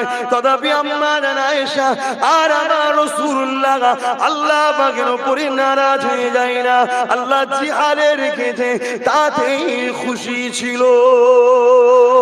এ বাবুরেরা, আমার আব্বা ভাইরা বলে যায়, কেন এই অবস্থা করছি? এবারে বলছি শোনে, খুব তাড়াতাড়ি দাজ্জাল বেরোবে, কানা দাজ্জাল দুনিয়ার মানুষকে ধন দৌলত দেবে, দিয়ে বলবে আমাকে খোদা বল।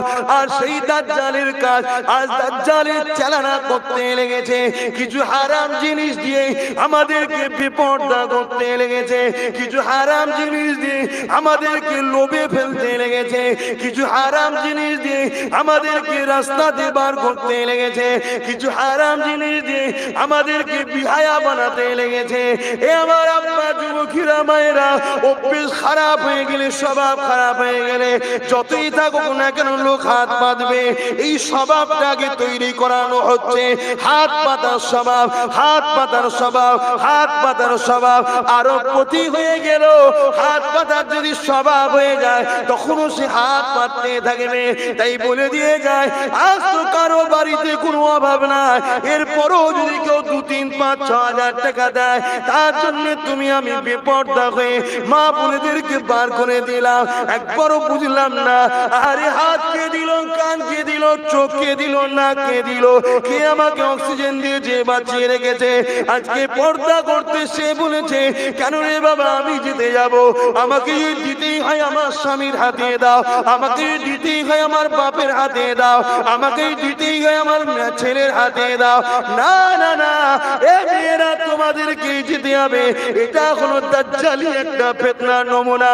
দাজ্জাল তো একা কাজ করবে না, তাম পৃথিবীতে তার নেটওয়ার্ক চলতে লেগেছে, তাম পৃথিবীর ব্যাংকিং সিস্টেম তার হাতে, তাম পৃথিবীর অর্থ সিস্টেম তার হাতে, তাম পৃথিবীর সব কিছু সে দখল করে নিয়ে বসে আছে। আজকে সে কন্ট্রোল করতে লেগেছে, তার সৈন্য পৃথিবীতে তৈরি হতে লেগেছে। তাই তোমাদেরকে বলে দিয়ে যায়, লোভে পাপ, পাপে মৃত্যু। আল্লাহ নবীকে দেখে শিক্ষা নাও, আমার রাসূলুল্লাহর বেটি ফাতেমাকে দেখে শিক্ষা নাও। একদিন, 2 দিন, 3 দিন না খেয়ে সেহরি রোজাতে, ইফতারিতে আর সেহরিতে শুধু পানি খেয়েছিল।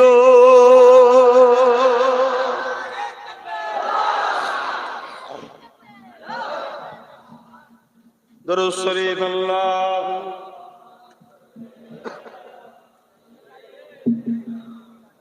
জোরে জোরে পড়ুন মোহাব্বতের সাথে। হায় রে আল্লাহ, এত কুঞ্জসি। আল্লাহুম্মা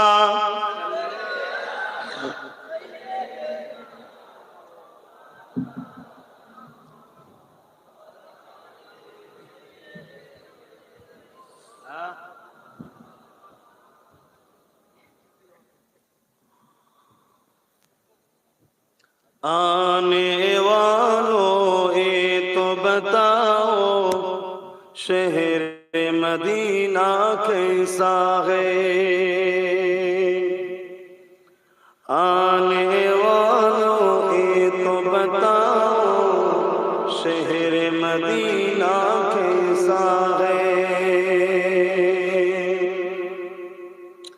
सर उनके कदमों में रख कर, सर उनके कदमों में रख कर झुक कर जीना कैसा है।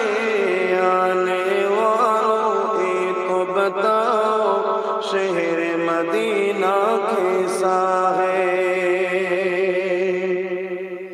गुंबद खजरा के साए में बैठ के तुम तो आए हो। गुंबद खजरा के साए में बैठ के तुम तो आए हो। गुंबद खजरा के साए में बैठ के तुम तो आए हो। उस साए में रब के आगे, उस साए में रब के आगे सजदा करना कैसा है। आने वालों ये तो बताओ शहर मदीना कैसा है। अल्लाहुम्मा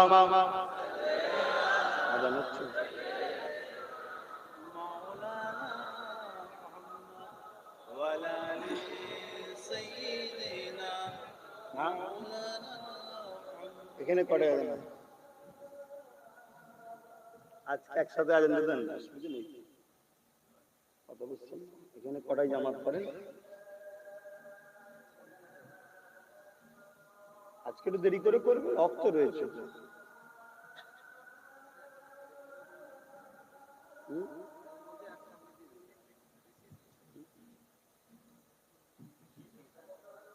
কটাই আজান দেবে?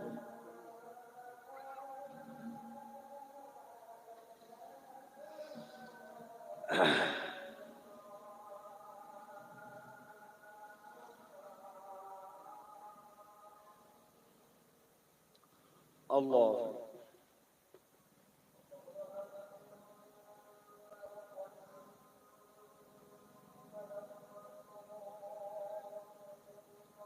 সাল্লাল্লাহু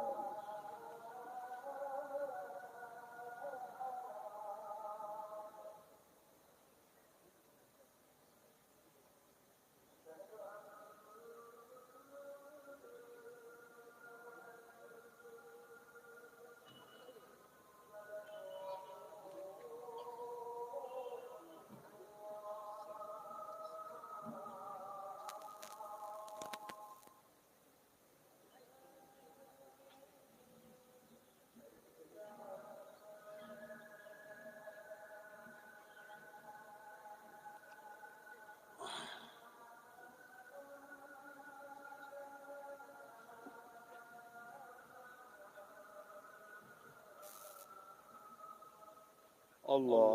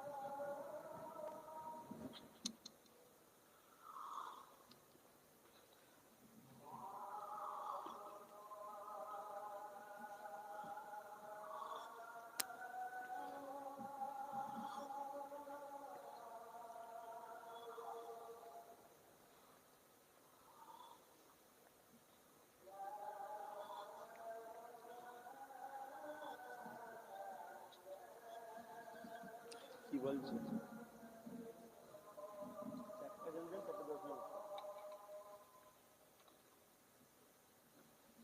আল্লাহ, 4টে পর্যন্ত হবে, 4টে আজান হবে, 4:10 আজকে জামাত করবে, ওয়াক্ত রয়েছে 5টা পর্যন্ত।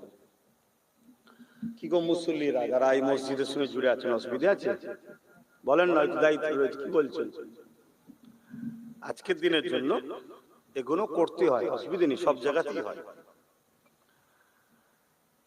দরুদ শরীফ আল্লাহুম্মা সাল্লি আলা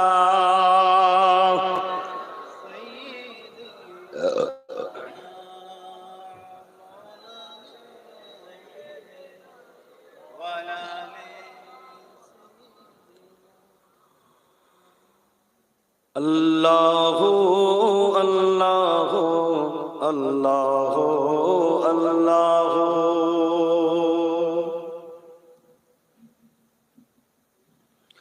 আল্লাহু আল্লাহু আল্লাহু আল্লাহু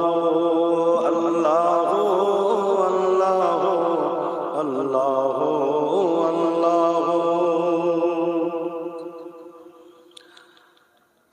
أصبح بدا من طلعته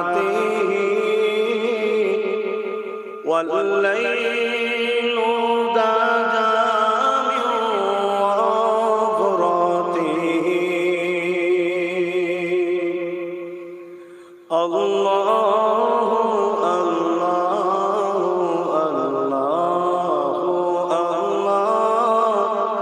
الله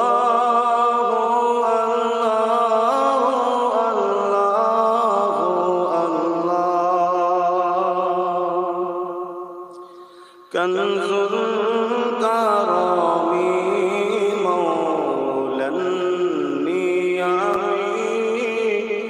هذه الأمم لسريعته الله الله الله الله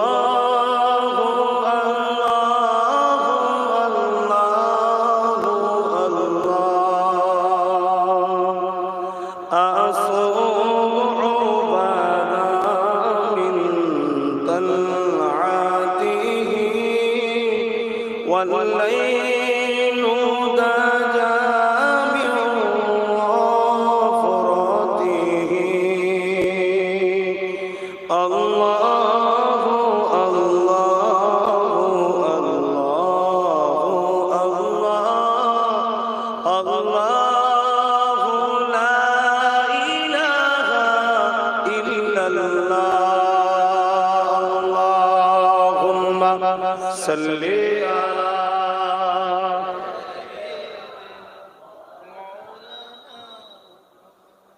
ولا آله আমার আব্বা ভাইরা, মায়েরা, বোনেরা, বিষয় একটাই, তামাম পৃথিবীর একদল সন্ত্রাসেরা ইসলাম, রসুল, কোরআন, আল্লাহর বিরোধী করছে। আমরা যারা মানি, আমরাও কেন বিরোধী করছি? আমরা মানি তো মানার মতো মানতে হবে। আমাদের জন্য আল্লাহ মডেল করেছে কাকে বলুন? আমাদের স্রষ্টাকে সকলে আরেকবার চিৎকার দিয়ে বলেন আল্লাহ। তা তিনি আমাদেরকে কি জন্য করেছে? ইল্লা লিয়াবুদুন, তিনার দাসত্ব করতে। তিনার দাসত্বটা কি? রাসূল যেটা আদেশ করেছে মেনে নাও, নবী যেটা নিষেধ করেছে ছেড়ে দাও, তাই তো নাকি? তিনার কি জন্য বানিয়েছে? এর জন্য একটা সংবিধান, কিতাব, গাইড বুক পাঠিয়েছে, তার নাম কি? কোরআন শরীফ। কোরআনকে তো সন্ত্রাসরা অপমান করছেই করছে, আমরাও তো অপমান করছি। আমাদের ঘরে কোরআন আছে, এই ঘরে গানও হচ্ছে, আছে না? না। কোরআন গানের পক্ষে না বিপক্ষে? একটু কথা বলুন, দোয়া করে দেবো, তাহলে সারা দিবেন তো? কষ্ট হচ্ছে ভাবুন, কেন নিঃশ্বাসের কোনো বিশ্বাস নেই। আল্লাহ ছাড় দেয়, ছেড়ে কিন্তু দেয় না। ছাড় দেয়, ছেড়ে দেয় না।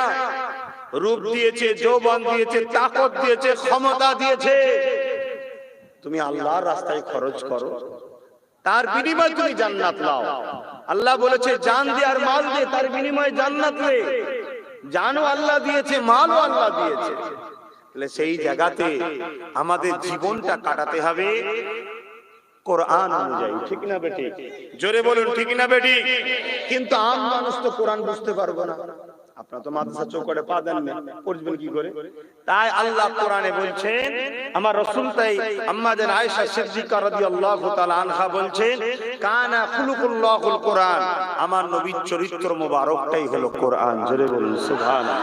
তাই আল্লাহ কোরআনে বলছেন, লাকাদ কানা লাকুম ফি রাসূলিল্লাহি উসওয়াতুন হাসানা, সবথেকে উত্তম আদর্শওয়ালা ভালো মডেল করেছি আমি তোমাদের জন্য মুহাম্মদ সাল্লাল্লাহু আলাইহি সাল্লামকে। জোরে বলুন সুবহানাল্লাহ।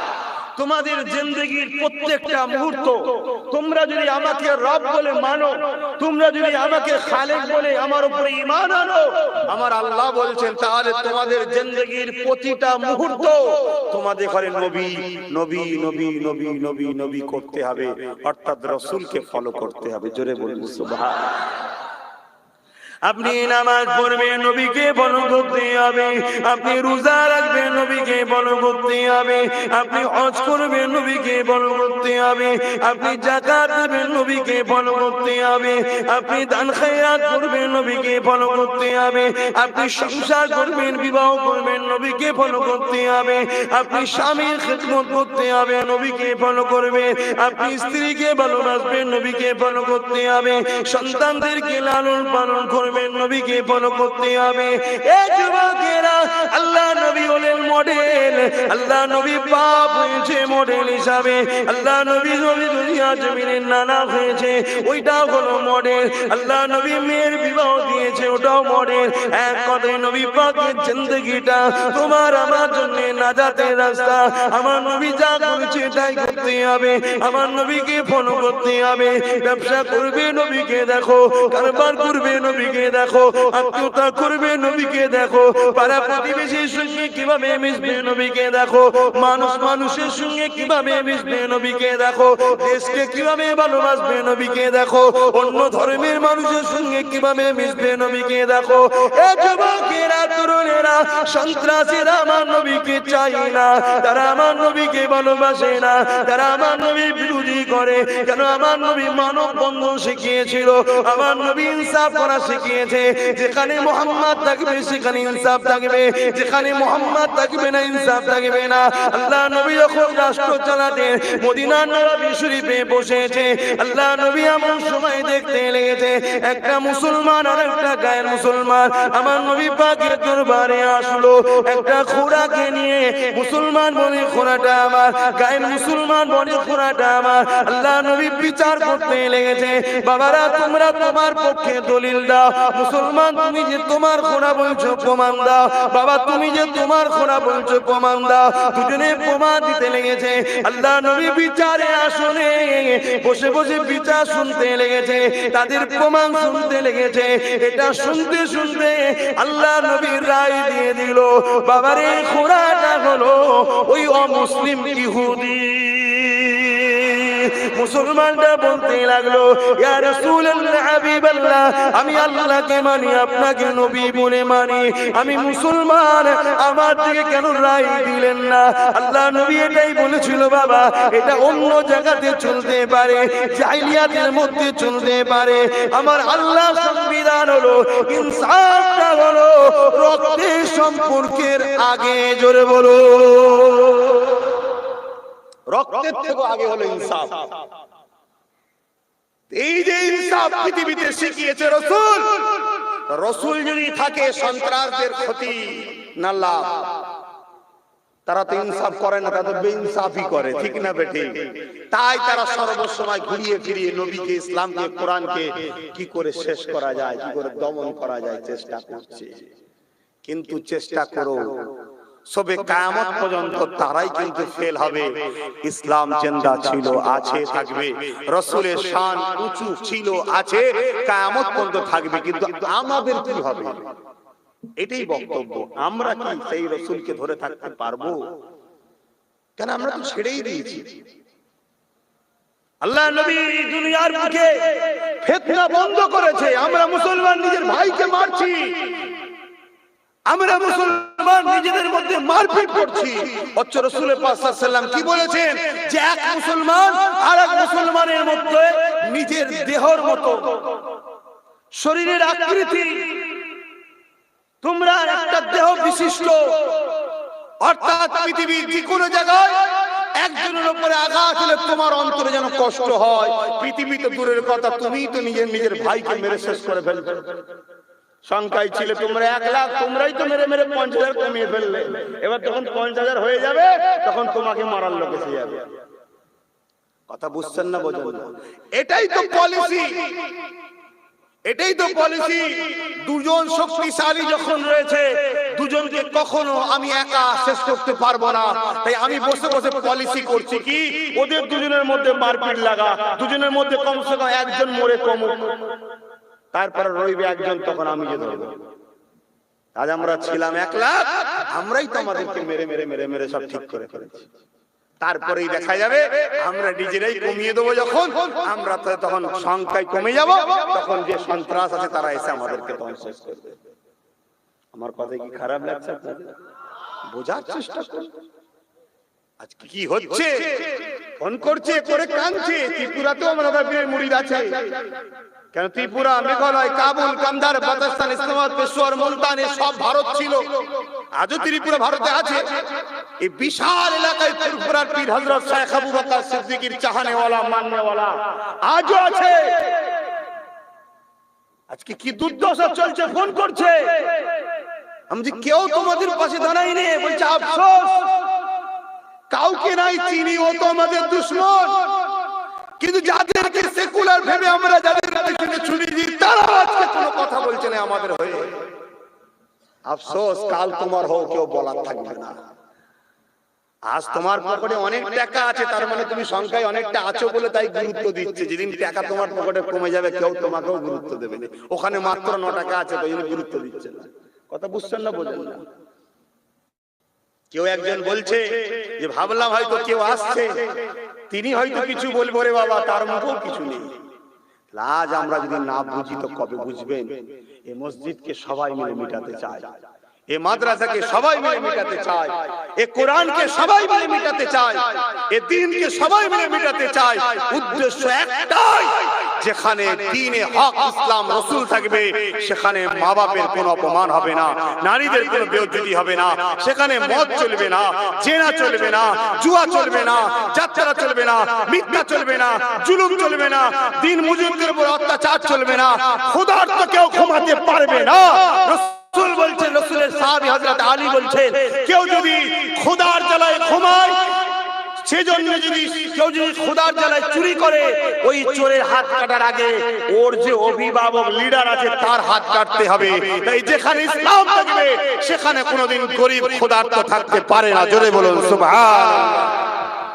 আজ যারা মানুষের উপরে নিজেকে খোদা বানাতে চায়, ফেরাউন হতে চায়, নমরুদ হতে চায়, তারা দেখছে গরিব না হলে আমি খোদা হব কি করে?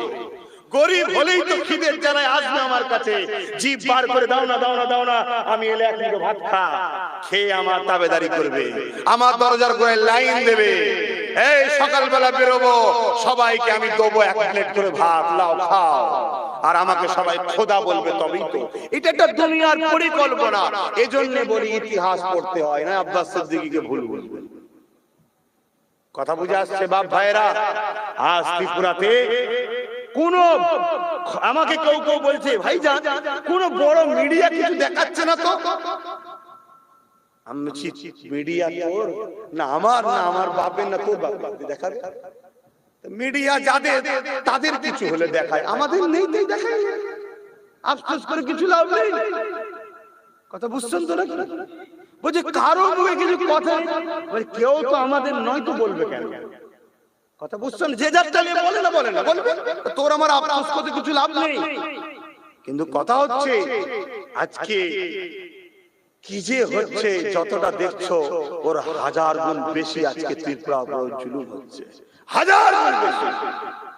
কিছু কম বেশি বিভিন্ন সূত্রে খবর পাওয়া যায়, যেসব সূত্রগুলো আমাদেরই কবি তারা মাননেওয়ালা চাহনেওয়ালা তারা খবর দিচ্ছে যে কি অত্যাচার হচ্ছে। আজকে আমার বলার উদ্দেশ্য একটাই, আজকে সেই হক যদি মিটে যায়, সত্য যদি মিটে যায়, ন্যায় যদি মিটে যায়, ইনসাফ যদি মিটে যায়, ইনসানিয়ত যদি মিটে যায়, বিবেকের কাছে প্রশ্ন করো, তাহলে আগামী দিন তোমার আমার সন্তানেরা তোমাকে আমাকে কিন্তু কতল করবে।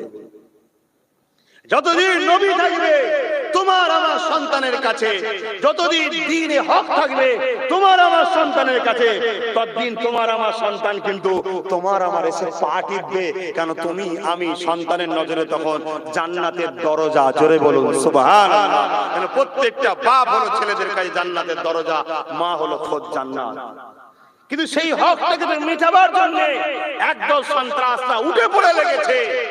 আমরা শক্তি প্রয়োগ সেই সন্ত্রাসদের বিরুদ্ধে না করে আমরা নিজেদের ভাইকে মারাতে ব্যস্ত এখন।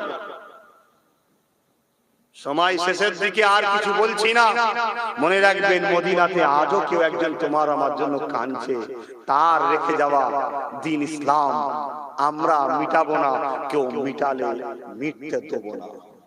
তাই প্রথমে নিজেরা ঠিক করো যে আমরা মিটতে দেবো না, আমরা মিটতে দেবো না, মানে আমরা সেই নবী ছাড়া কাউকে মডেল হিসাবে মানবো না। মানতে পারবেন? আমার কথায় হাত তুলে বলুন রাসূল ছাড়া অন্য কাউকে ফলো করবেন? তাহলে আমাদের জীবনের একমাত্র লিডার কে? হাত তুলে জোরে আওয়াজ দিয়ে বলুন কে? হযরত মুহাম্মদ সাল্লাল্লাহু আলাইহি সাল্লাম।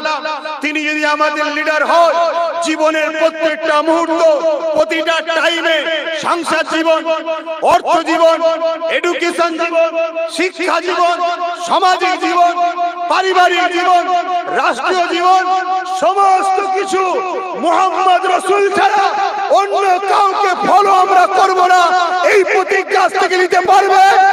আওয়াজ দিয়ে বলুন পারবে? নারে তাকবীর, নারে তাকবীর। বিশ্বনবীর আদর্শ, বিশ্বনবীর আদর্শ, বিশ্বনবীর আদর্শ। নারে তাকবীর।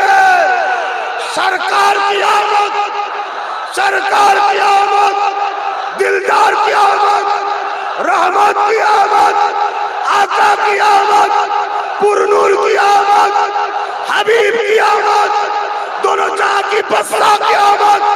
नारे ताकबीर। শুধু হাত তুলে তাকবীর দিয়ে কালকে ভুলে যাবেন না, যেন জীবনের প্রত্যেকটা কদমে মনে রাখবেন আমার রাসূল এই বিষয়ে কি বলেছে, দেখি আমি সেটা করব। শুনছেন ভাই? সমস্ত কিছু, সংসার, কারবার, ব্যবসা, বাণিজ্য, সামাজিক, অর্থনীতি, রাজনীতি, সমাজনীতি, শিক্ষানীতি, সবকিছু আপনি মুহাম্মদ রাসূলকে ফলো করুন। যে যার লিডারকে ফলো করছে, যে যার ধর্মগুরুকে ফলো করছে, যে যার ভালোবাসার মানুষকে ফলো করছে। আপনি আপনার ভালোবাসার মানুষকে ফলো করবেন, তাই তো নাকি? আপনার ভালোবাসার মানুষটা কে? মুহাম্মদ সাল্লাল্লাহু আলাইহি ওয়াসাল্লাম। তিনি এমন এক মহান ব্যক্তি, তিনার তারিফ সমস্ত ধর্মের ধর্মগুরুদের করে করতে হয়েছে। জোরে বলুন সুবহানাল্লাহ। তিনি এমন এক ব্যক্তি যার তারিফ, যার প্রশংসা, যার গুণগান খোদ কায়নাতের মালিক আল্লাহ করেছে। জোরে বলুন সুবহানাল্লাহ। যার দলিল, যার বিষয়ে ঘোষণা স্বয়ং আল্লাহ দিয়েছে যে এই রকম কেউ যায়নি আর এই রকম কেউ কিয়ামত পর্যন্ত যাবে না। জোরে বলুন সুবহানাল্লাহ। সেই নেতাকে মানার রাস্তা দেখালাম। এরপরও যদি মনে হয় তোমার কথা পাচ্ছি না, আমার চোর নেতা ঠিক আছে, ডাকাত নেতা ঠিক আছে, ধর্ষণ নেতা ঠিক আছে, খুন নেতা ঠিক আছে, মাতাল নেতা ঠিক আছে, আল কাটা দৌড় খেলা নেতা ঠিক আছে, তোমার জন্য তোমারটা ঠিক আছে, কিন্তু আমার জন্য মোহাম্মদ রসুল ছিল, আছে। আল্লাহর কাছে দোয়া করি মোহাম্মদ মোহাম্মদ করতে করতেই যেন মৃত্যু হয়। বলুন আমিন। আর যারা আমার রসুলকে নেতা বলে জীবনে বাস্তবায়নে রাখতে চান, চলতে গিয়ে ভুল হতে পারে, এই যুবকরা ভুল হতে পারে। গুনাহ আলাদা জিনিস, ইসলামের ধ্বংস আলাদা জিনিস। গুনাহ হতে পারে, আল্লাহ কাছে কাঁদবে, কিন্তু এমন কিছু করে ফেলো না ইসলামের ধ্বংস না হয়। এই মসজিদ তুমি ভাঙোনি, কিন্তু আব্বাস সিদ্দিকী ভাঙবে। আব্বাস সিদ্দিকীকে তুমি ভাঙার সাহস দিলে, ক্ষমতা দিলে, সহযোগিতা দিলে, তাহলে তুমিও কি আমার সাথে একসাথে জাহান্নামে যাবে না মনে হচ্ছে? এইগুলোকে একটু মাথায় ঢোকাও। কথা বুঝে আসছে? যে যার বাপ মাকে বাঁচাবে, আমি কি আমার বাপ মার কথা ভাবতে পারি না? যে যার ধর্ম স্বাধীনভাবে নিয়ে বসছে, কারো কোনোদিন আপত্তি করিনি আর করব না। ইসলাম নিষেধ করেছে, আমার সংবিধান নিষেধ করেছে, কিন্তু আমি আমারটাকে নিয়ে ভাবার স্বাধীনতা আছে না নেই? কিন্তু কই আছে? কই? আজ মসজিদের কথা বলতে গেলে, মাদ্রাসার কথা বলতে গেলে, যারা মাদ্রাসাকে আতঙ্কবাদী বলে তারাই সবথেকে বড় আতঙ্কবাদী। এইটা বলার সাহসিকতা আমাদের কই আছে? ইমামের মসজিদে দাঁড়িয়ে কথা বলার স্বাধীনতা রয়েছে কই?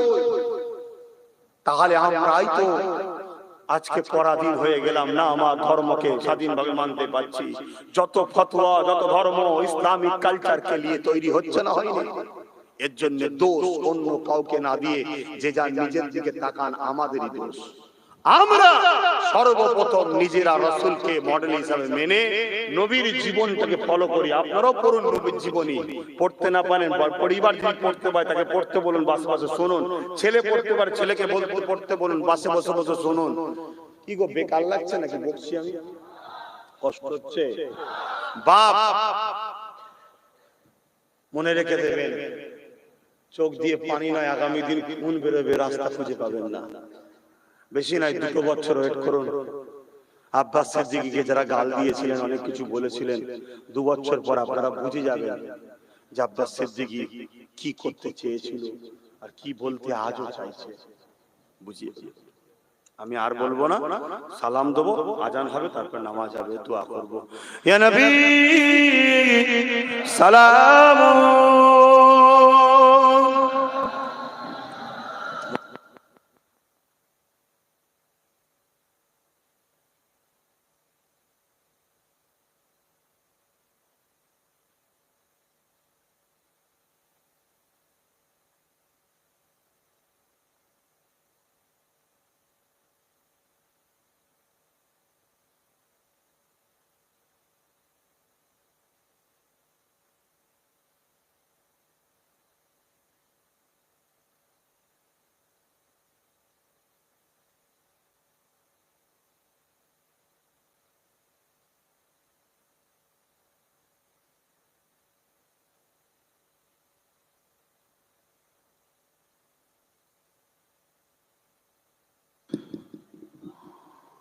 সমাজে কিছু মানুষ আছে আমাদের মতো সেজে মুসলিম দাবি করে। আছে কিছু মানুষ সময়ের অপেক্ষা, যেমন জামা চেঞ্জ করলে যায়, সময়ের অপেক্ষা তারা ধর্ম চেঞ্জ করে নেবে।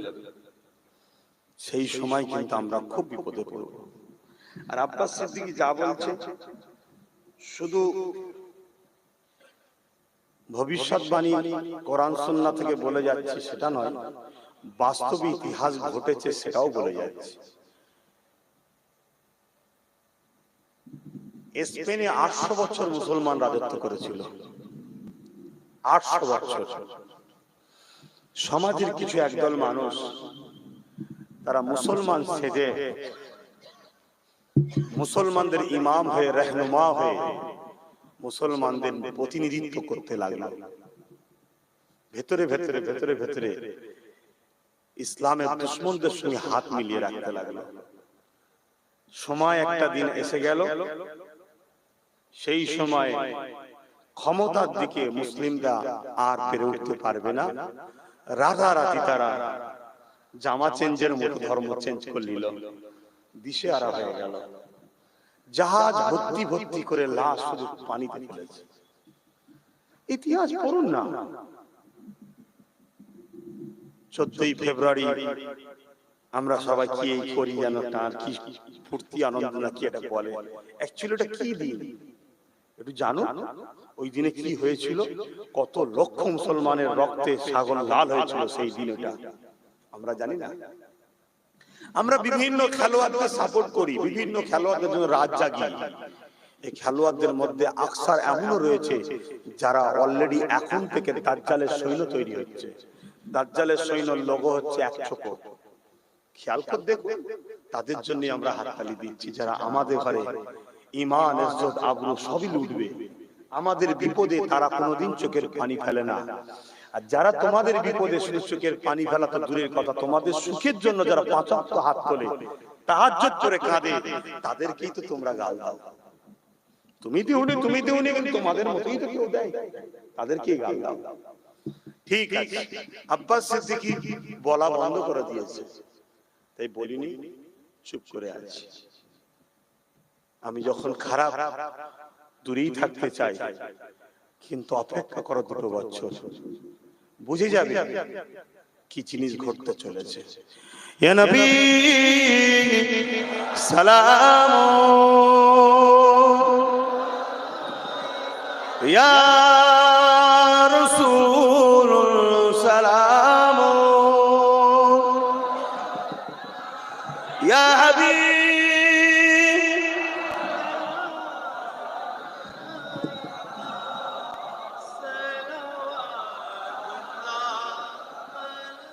কঠিন হাসরের দিনে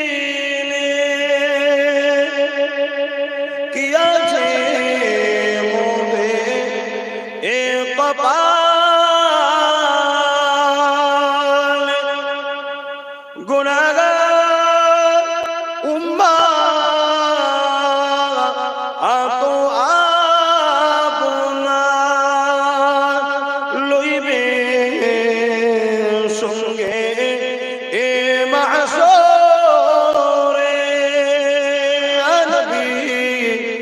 সালাম, ইয়া রাসূল সালাম,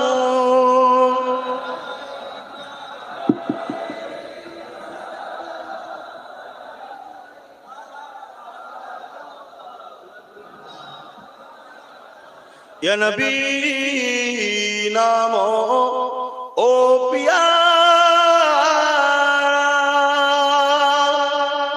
ইয়া রাসূল নাম ও পিয়া,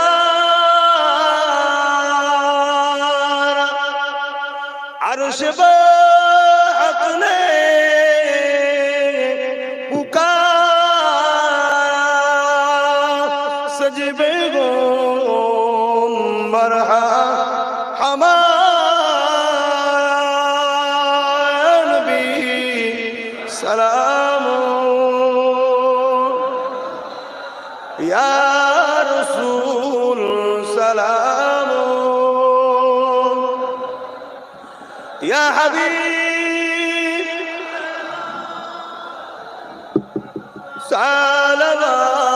সালাওয়াতুল্লাহ। সকলে গায়ে গায়ে বসুন, দোয়া হবে। মসজিদে যেটা হয় প্রতিটা মহল্লায় প্রতিটা মসজিদে আমার রাসূলের মাউলুদ শরীফ পড়তেই হবে, এটা আল্লাহর হুকুম।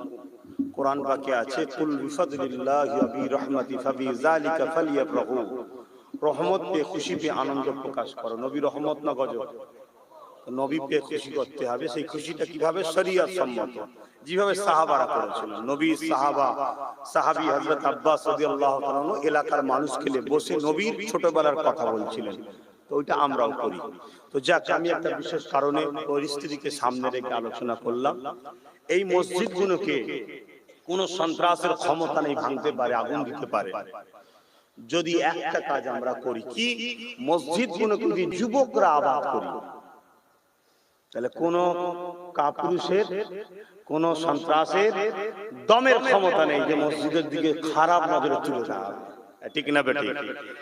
কিন্তু আজ মসজিদগুলোকে আমরাই খারাপ করে দিচ্ছি। যুবকরা না আসার জন্য অনেক জায়গায় মসজিদের সম্পদ পর্যন্ত ঝেড়ে খাচ্ছে, আছে না?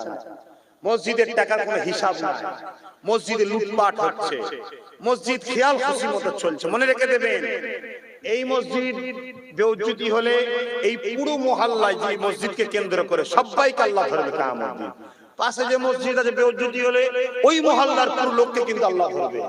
এর পাশাপাশি মসজিদের উপর কোনো যদি আঘাত হয়, পুরো ইমানদার মুমিন মুসলমান তোমরা তৈরি থাকো, আল্লাহর গজব দুনিয়াতে আসবে এবং পরকালে আল্লাহকে জবাব দিতে হবে। এই ঘরকে তুমি আবাদ করো, আল্লাহ তোমাদের ঘরগুলোকে সব আবাদ রাখবে, সুন্দর রাখবে, শান্তিতে রাখবে। জোরে বলুন সুবহানাল্লাহ। এই প্রত্যেকটা যুবককে বলবো, যে যার মহল্লায় মসজিদগুলোকে আবাদ করো, মসজিদগুলোকে ভরান, মসজিদগুলোকে ভালোবাসুন। আপনারা মসজিদে না যাওয়ার জন্য কিছু অমুসলিম ইমাম ছেলে মসজিদে ঢুকে পড়ছে, 10 বছর 20 বছর 30 বছর ইমামতি করার পর ধরা পড়ছে, দেখাচ্ছে সেটা অন্য ধর্মের লোক, মুসলমান সেজে ঘুরে বেড়াচ্ছে। কিন্তু যুবক যেখানে ঢুকবে, যুবক যেখানে যাতায়াত করবে, 100 বার শয়তানি করতে গেলে বুক কাঁদবে। কেন? একটা বয়স্ককে চুপকি দিয়ে পালানো যায়, একটা যুবককে কিন্তু চুপকি দেওয়া যায় না। ও কথা বলার আগেই ছাড়বে, ঠিক না বেটি? তাই এই জন্য যুবকদের বলবো, আল্লাহর রাস্তে আল্লাহর গজব আসার আগে এই মসজিদগুলোকে আবাদ করো।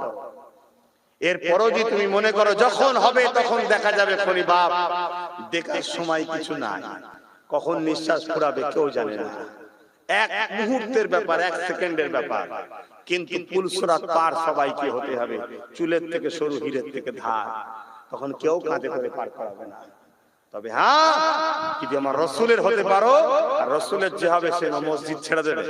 নবীর জীবনে একেবারে যখন পরকালের জমিনে যাবে, ইন্তেকালের সময়, সেই সময় নবী উম্মাত উম্মাত উম্মতি উম্মতি, আর তারপরে কি বলেছেন? সালাত সালাত, নামাজ নামাজ নামাজ। জোরে বলুন সুবহানাল্লাহ। নামাজে আল্লাহ পাওয়া যায়, নামাজে নবী পাওয়া যায়। কেন? ওখানে আল্লাহর আছে, আল্লাহ দিদার হয়, এবং ওখানে দরুদও আছে, যেখানে নবীকে সালামও দেওয়া হয়। জোরে বলুন সুবহানাল্লাহ। সেই নামাজ ছেড়ো না আমার যুবক ভাইরা, তোমাদেরকে অনুরোধ করে যাচ্ছি তোমার ভাই হিসাবে, আর বোনেদেরকে অনুরোধ করছি, ঘরে পড়ো, আবাদ করো ঘরগুলোকে, মসজিদ ঘরগুলোকে তোমাদের বানাতে হবে। তো যাক, এখন দোয়া চাইবো, নামাজ হবে, সকলে নামাজ আদায় করবেন। আর পাশাপাশি কয়েকটা কথা বলে যাব। সেই কথাগুলো হলো এটাই: 5 ওয়াক্ত নামাজ পড়বেন, 1 মাস রোজা রাখবেন, বাপ মার খেদমত করবেন। আমাদের মালিক একজনই, তিনি হলেন আল্লাহ। আল্লাহর সঙ্গে কোন জিনিসকে শরীক করবেন না।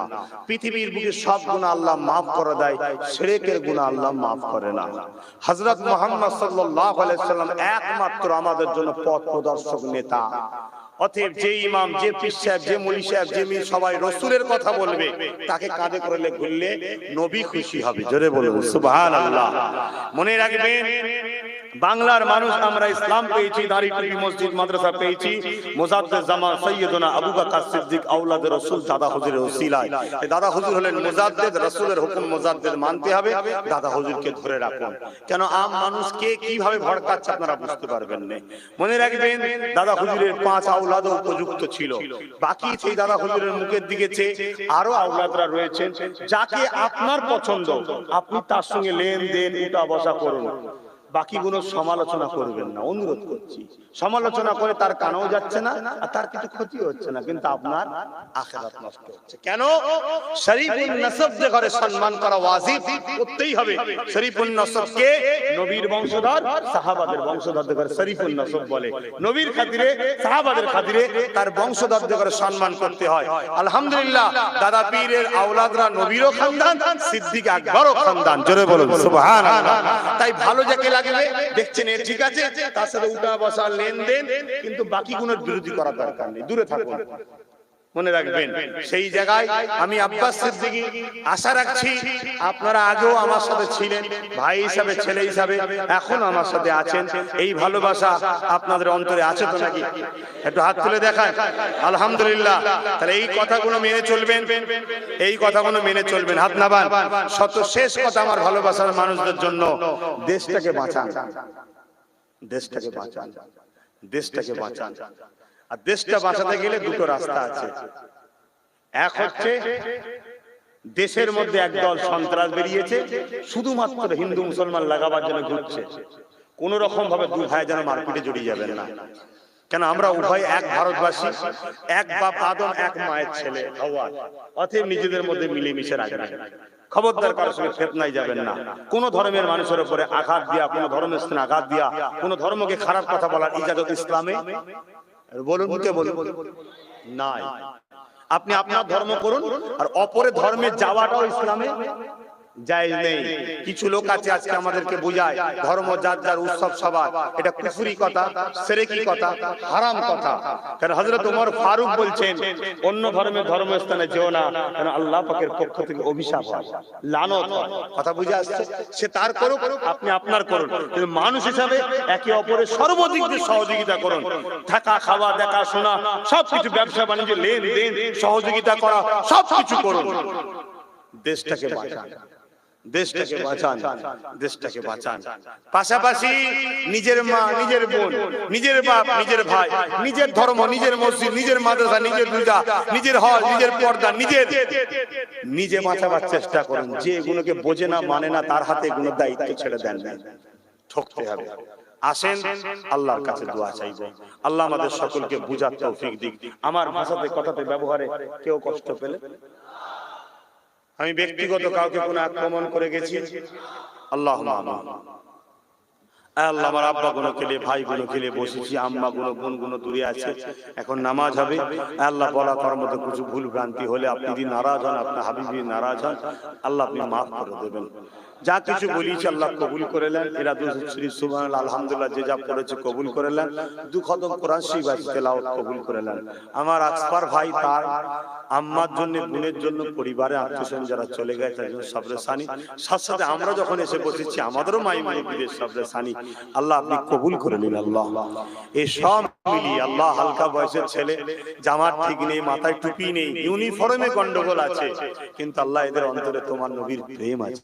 আল্লাহ, আল্লাহ তুমি এদেরকে নামাজি, মুত্তাকি, পরহেজগার, হাজি, নেককার, তোমার নবীর পাগল এদেরকে বানিয়ে দাও। আল্লাহ, এদেরকে তোমার দাস বানিয়ে নাও। আল্লাহ, আমার আম্মা বোনগুলোকে তোমার দাসী বানিয়ে নাও। আল্লাহ, এ আল্লাহ, হাবিবের খাতিরে রহমত করে আজকের এই মাহফিলকে কবুল করুন। আল্লাহ, ইসামিন সাহেব দিয়ে দেখেন সরবতে সওয়াব আকাই নামদা মুফাকির মওজুদাত সাইয়্যিদুল মুরসালিন রাহমাতাল লিল আলামিন দরবারে সাকু পৌঁছে দিন।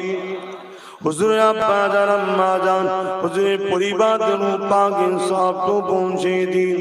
चार पिराने पे चार इमाम हुजूर पाक इंसाफ को पहुंचे दिन।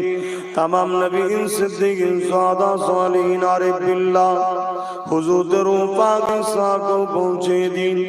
আল্লাহ পাক খাস করে আমাদের সকলে পীর ও মুর্শিদ মুজাদ্দিদুজ জামান দাদা হুজুর কিবলার পাক ইনসাফ को पहुंचे दिन। दादा पीर पांच गुनिया टुकड़ा खलीफा हुजूर पाक इंसाफ को पहुंचे दिन। ओ रब्बी अल्लाह, আমরা যারা তুমি যে আমাদের দাদু কুল দাদি কুল নানা কুল নানি কুল শ্বশুর কুল শাউরি কুল মাই মুরব্বিয়ান ছেলে বলে স্বামী স্ত্রী বাপ মা যারা হারা হয়ে গেছে প্রত্যেকের কবরকে নূরানা নূরানি বানিয়ে দাও আল্লাহ। খাস করে আমার আকসফার ভাইয়ের আম্মার কবরকে নূরানা নূরানি করে দিন আল্লাহ। ভাই জামার আম্মাকে ভালোবাসে, মায়ের জন্য খরচ করে দোয়ার মাহফিল করে আল্লাহ, এটা আমার নবী শিখিয়েছে আল্লাহ। আল্লাহ সেই নবীকে ভালোবাসে বলে আকসফার ভাই মাকে ভালোবাসে, ওই মায়ের কবরকে বেহেশতে গোলাপ ফুলের বাগান বানিয়ে দিন আল্লাহ। আল্লাহ তার বোনের কবরকে নূরানা নূরানি করে দিন আল্লাহ। তাই মাই মুরব্বী প্রত্যেকের কবরকে নূরানা নূরানি করে দিন আল্লাহ। ওই মায়ের রূহকে আপনি শান্তি দিন, মা বাচ্চার উপরে যেন খুশি হয়ে যায়। রুহানি দোয়া আল্লাহ আমার আকসফার ভাই নসিবে কবুল করুন। বাপ মা স্ত্রী ছেলে পুলে দিননি আল্লাহ। আকসফার ভাইকে বাপকে নিয়ে পরিবারকে নিয়ে ছেলেদের নিয়ে ভাইদের নিয়ে সুখে শান্তি থাকা তৌফিক দিন আল্লাহ। তার রুজিতে বরকত দিন, কিসমতে বরকত দিন আল্লাহ। আজকে ভাই আমার মাহফিলটা করলো বলে আমি গুনাহগার এসে তোমার নবীর দুটো কথা বললাম, দিনের কথা বলতে পারলাম। এই সব কিছু আল্লাহ আকসফার ভাইয়ের কৃতিত্ব সে করেছে বলে সে বলতে পারলাম। আমরা হাজার হাজার মানুষ তোমার নবীর কথা শুনতে পারলাম। আমার আকসফার ভাইকে ধন্যবাদ জানাই, সে আজকে এত সুন্দর একটা মাহফিল করেছে বলে আমরা এসে বসতে পারলাম। তাই আমরা সবাই দোয়া করি আল্লাহ তুমি আমার আকসফার ভাইয়ের হায়াত দারাজ করো আল্লাহ। আল্লাহ পরকালে নবীর কাতারে তার হাসর নসর করো আল্লাহ। তার রুজিতে বরকত দিও আল্লাহ। বাপ মায়ের স্মরণে এবং বাপের হায়াতের দোয়া চাই আল্লাহ। মায়ের কবরকে জান্নাতের বাগান বানিয়ে দাও আল্লাহ। আল্লাহ তার পরিবার বাচ্চাদের নসিব বড় করো আল্লাহ। পাশাপাশি আমরা যারা তুমি যে আমাদের আব্বা আম্মা ভাই বোন আত্মীয় স্বজন স্ত্রী বাচ্চা প্রত্যেকের হায়াত দারাজ করুন, প্রত্যেকে সুখে শান্তিতে রাখুন, প্রত্যেকের সংসারে বরকত দিন, প্রত্যেকের রুজিতে বরকত দিন আল্লাহ। এমন করে দাজ্জালের ছেলেরা চায় আমাদেরকে অভাবী বানাবার, তাই তো সেখানে আমাদেরকে অভাবী বানিয়ে কুফরি ঢুকাবে। তাই তোমার কাছে ভিক্ষার হাত যায় আল্লাহ, আমাদের অভাবকে দূর করে দিন আল্লাহ।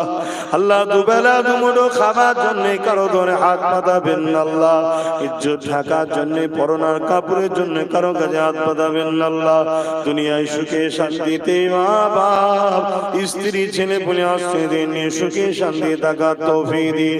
প্রতিটা বাড়িতে আপনি রহমত দিন। এই মসজিদকে আল্লাহ আপনি কবুল করুন, এই মসজিদের দাতাদেরকে আপনি কবুল করুন, এই মসজিদ কমিটিকে কবুল করুন, এই গ্রামবাসীকে আপনি কবুল করুন। আশেপাশে যে খান থেকে এসেছে প্রত্যেক গ্রামে আপনি শান্তি দিন। প্রতিটা গ্রামের কবরগুলোকে নূরানা নূরানি করে দিন আল্লাহ। প্রতিটা গ্রামের কবরবাসীদেরকে শান্তি দিন আল্লাহ। কে আমায় ভালোবাসে কে আমায় না ভালোবাসে ওটা আমি জানি না, সবাইকে তোমার নবী ভালোবাসে, তাই তোমার নবীর খাতিরে সবার জন্য দোয়া চাই।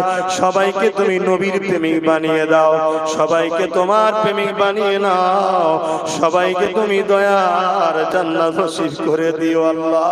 সবাইকে ইসলামের উপরে রাখো, সবাইকে তুমি ঈমানের সেই মরণ নসিব করো, সবাইকে মুস্তাফা জানের রহমতের প্রেমিক বানিয়ে দাও। আজকে ইসলামের দুশমনদেরকে হিদায়াত করো আল্লাহ। সন্ত্রাসের হাত থেকে আমাদের জানমাল, আমাদের বাপ মা স্ত্রী পরিবার, আমার দেশকে, আমার ধর্মকে, আমার মসজিদকে, আমার কোরআনকে, আমার ইসলামকে আল্লাহ সন্ত্রাসের হাত থেকে হেফাজত করো আল্লাহ। খাস করে আমার ভারতকে আল্লাহ সন্ত্রাস মুক্ত করে দাও আল্লাহ। আমার ভারতের ব্যবসা বাণিজ্য কারবার সর্বদিক থেকে উন্নতি করো। আমার দেশকে যারা ধ্বংস করছে, দেশের ভেতরের দুশমন আর দেশের বাইরের দুশমন, সে নেতা সেজে হোক আর যেই হোক, যারা আমার দেশের দুশমন তাদেরকে ধ্বংস করে দাও। তাদের আমার দেশের হিন্দু, মুসলিম, দলিত, আদিবাসী, শিখ, পাঞ্জাবি সমস্ত ধর্মের মানুষের মধ্যে ভ্রাতৃত্ব দাও। সবাই মিলে মিশে দেশকে বুকে করে নিয়ে চলার তৌফিক দাও।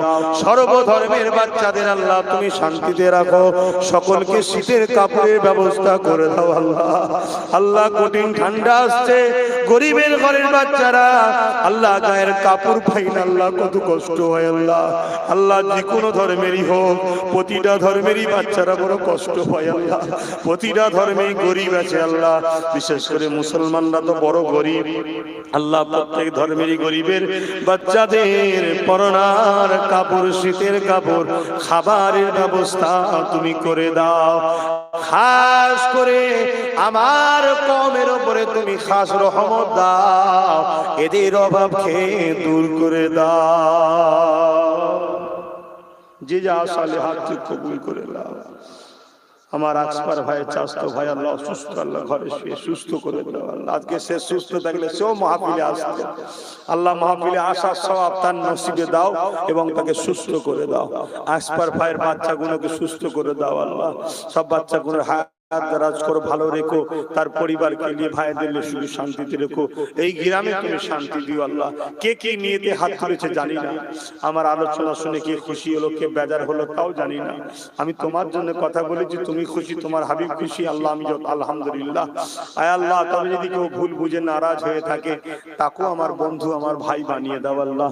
সব একসাথে মিলেমিশে দুনিয়ায় রেখো। আমার ভালোবাসার মানুষগুলোর উপর যা জুলুম করেছে জালিমদের বিচার তোমার কাছে দিলাম আল্লাহ। যদি কেউ হিদায়ত হবার থাকে হিদায়ত করে দাও আল্লাহ। আমার ভালোবাসার মানুষদের ঘরে নিয়ে দুনিয়া একসাথে থাকার তৌফিক দেন, পরকালে একসাথে জান্নাতে থাকার তৌফিক দিন আল্লাহ। আমিন আমিন আমিন আমিন আল্লাহ। আপনার কাছে দোয়া আছে, আমার আব্বা আম্মা ভাই বোন সকলে হাফেজ, আমার তিন দাদি যান, আমার সমস্ত চাচা চাচি ভাই বোন সকলকে দিন ইসলামের উপর রাখুন। আল্লাহ খাস করে আমি ভাই হিসাবে আমার ছোট ভাইয়ের জন্য দোয়া করি আল্লাহ, ওকে গরিব অসহায় মানুষদের জন্য আরো বড় কামিয়াবি দান করবেন আল্লাহ। আল্লাহ ওকে আরো বড় লিডার বানাবেন আল্লাহ। আল্লাহ ওর হাতে আপনি এমন ক্ষমতা দিন, বাংলার সর্বধর্মের গরিব মানুষের মুখে যেন খাবারের জন্য ও ওসিলা হতে পারে আল্লাহ। সমস্ত দুঃখী মানুষের চোখের পানি মুছার জন্য আল্লাহ ওকে তেমন লিডার বানিয়ে দাও আল্লাহ। আল্লাহ ভুল পদক্ষেপ থেকে হেফাজত করবেন, ওকে কেউ ভুল পরামর্শ দিলে আল্লাহ তা থেকে ওকে হেফাজত করবেন। ওকে অনেক হিকমত দেন, অনেক জ্ঞান দেন, ও যেন বাংলার মানুষের মুক্তির মাসিহা হতে পারে আল্লাহ। আমিন আমিন। ভাই হিসাবে আল্লাহ ভাইয়ের জন্য দোয়া করলাম, কবুল করবেন আল্লাহ। আর আমি গুনাহগার, মসজিদ মাদ্রাসা দিন ইসলাম নিয়ে আগেও ছিলাম আজও আছি আল্লাহ। এই কাজ আমাকে আরো বেশি বেশি করার তৌফিক দেন। আপনার দিনের খেদমত, মসজিদ মাদ্রাসার খেদমত, তবে সাথে সাথে সর্বধর্মের মানুষের জন্য রাজনীতি সংগঠন ফুলপাশে আহলে সুন্নাত ওয়াল জামাত থেকে পড়াশোনার ব্যবস্থা, খাওয়া দাওয়ার ব্যবস্থা, পরনার কাপড়ের ব্যবস্থা করে থাকি, এগুলোকেও করার তৌফিক দেবেন আল্লাহ। আল্লাহুম্মা ইহদিনাস সিরাতাল মুস্তাকিম। আমিন আল্লাহ, আমিন আল্লাহ, আল্লাহুম্মা আমিন।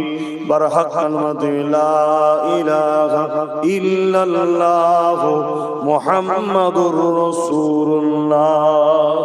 একটা কথা বলবো, লড়বেন না, একদম মুনাফিকি নয়। দোয়া শেষে দিল থেকে ভালোবাসেন ভাইকে, হাত তুলে দেখান আলহামদুলিল্লাহ। আমাকে তো ভালোবাসলে বাপ মিথ্যা জেলে যেতে হতে পারে, কেস খেতে হতে পারে। উঠলে কেন, কত শেষ হয়নি,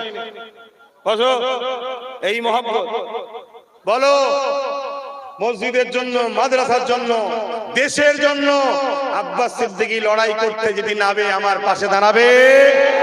এই দেশকে বাঁচাবার জন্য যদি আমি লড়াই নামি পাশে দাঁড়াবে। এই লড়াইয়ে দেশের জন্য লড়তে গিয়ে, সত্যের জন্য লড়তে গিয়ে, মানবতার জন্য লড়তে গিয়ে, সম্প্রীতির জন্য লড়তে গিয়ে যদি আমাদেরকে জেল কাটতে হয়, মার খেতে হয়, বিভিন্ন জুলুমের শিকার হতে হয়, তথাপিও আমাকে ছেড়ে দেবে না, পাশে থাকবে। কারা পাশে থাকবে হাত তুলে দেখাও, কথা ঠিক? তাহলে হাত নামাও। একটা কথা বলে যাচ্ছে, যার ক্ষমতা আছে প্রকাশ্য ভাইজান শুনে মেশো, আর যার ক্ষমতা নেই চুপচাপ থাকো। দিলটা কিন্তু ভাইজানকে দাও, দিলটা ভাইজানকে দাও।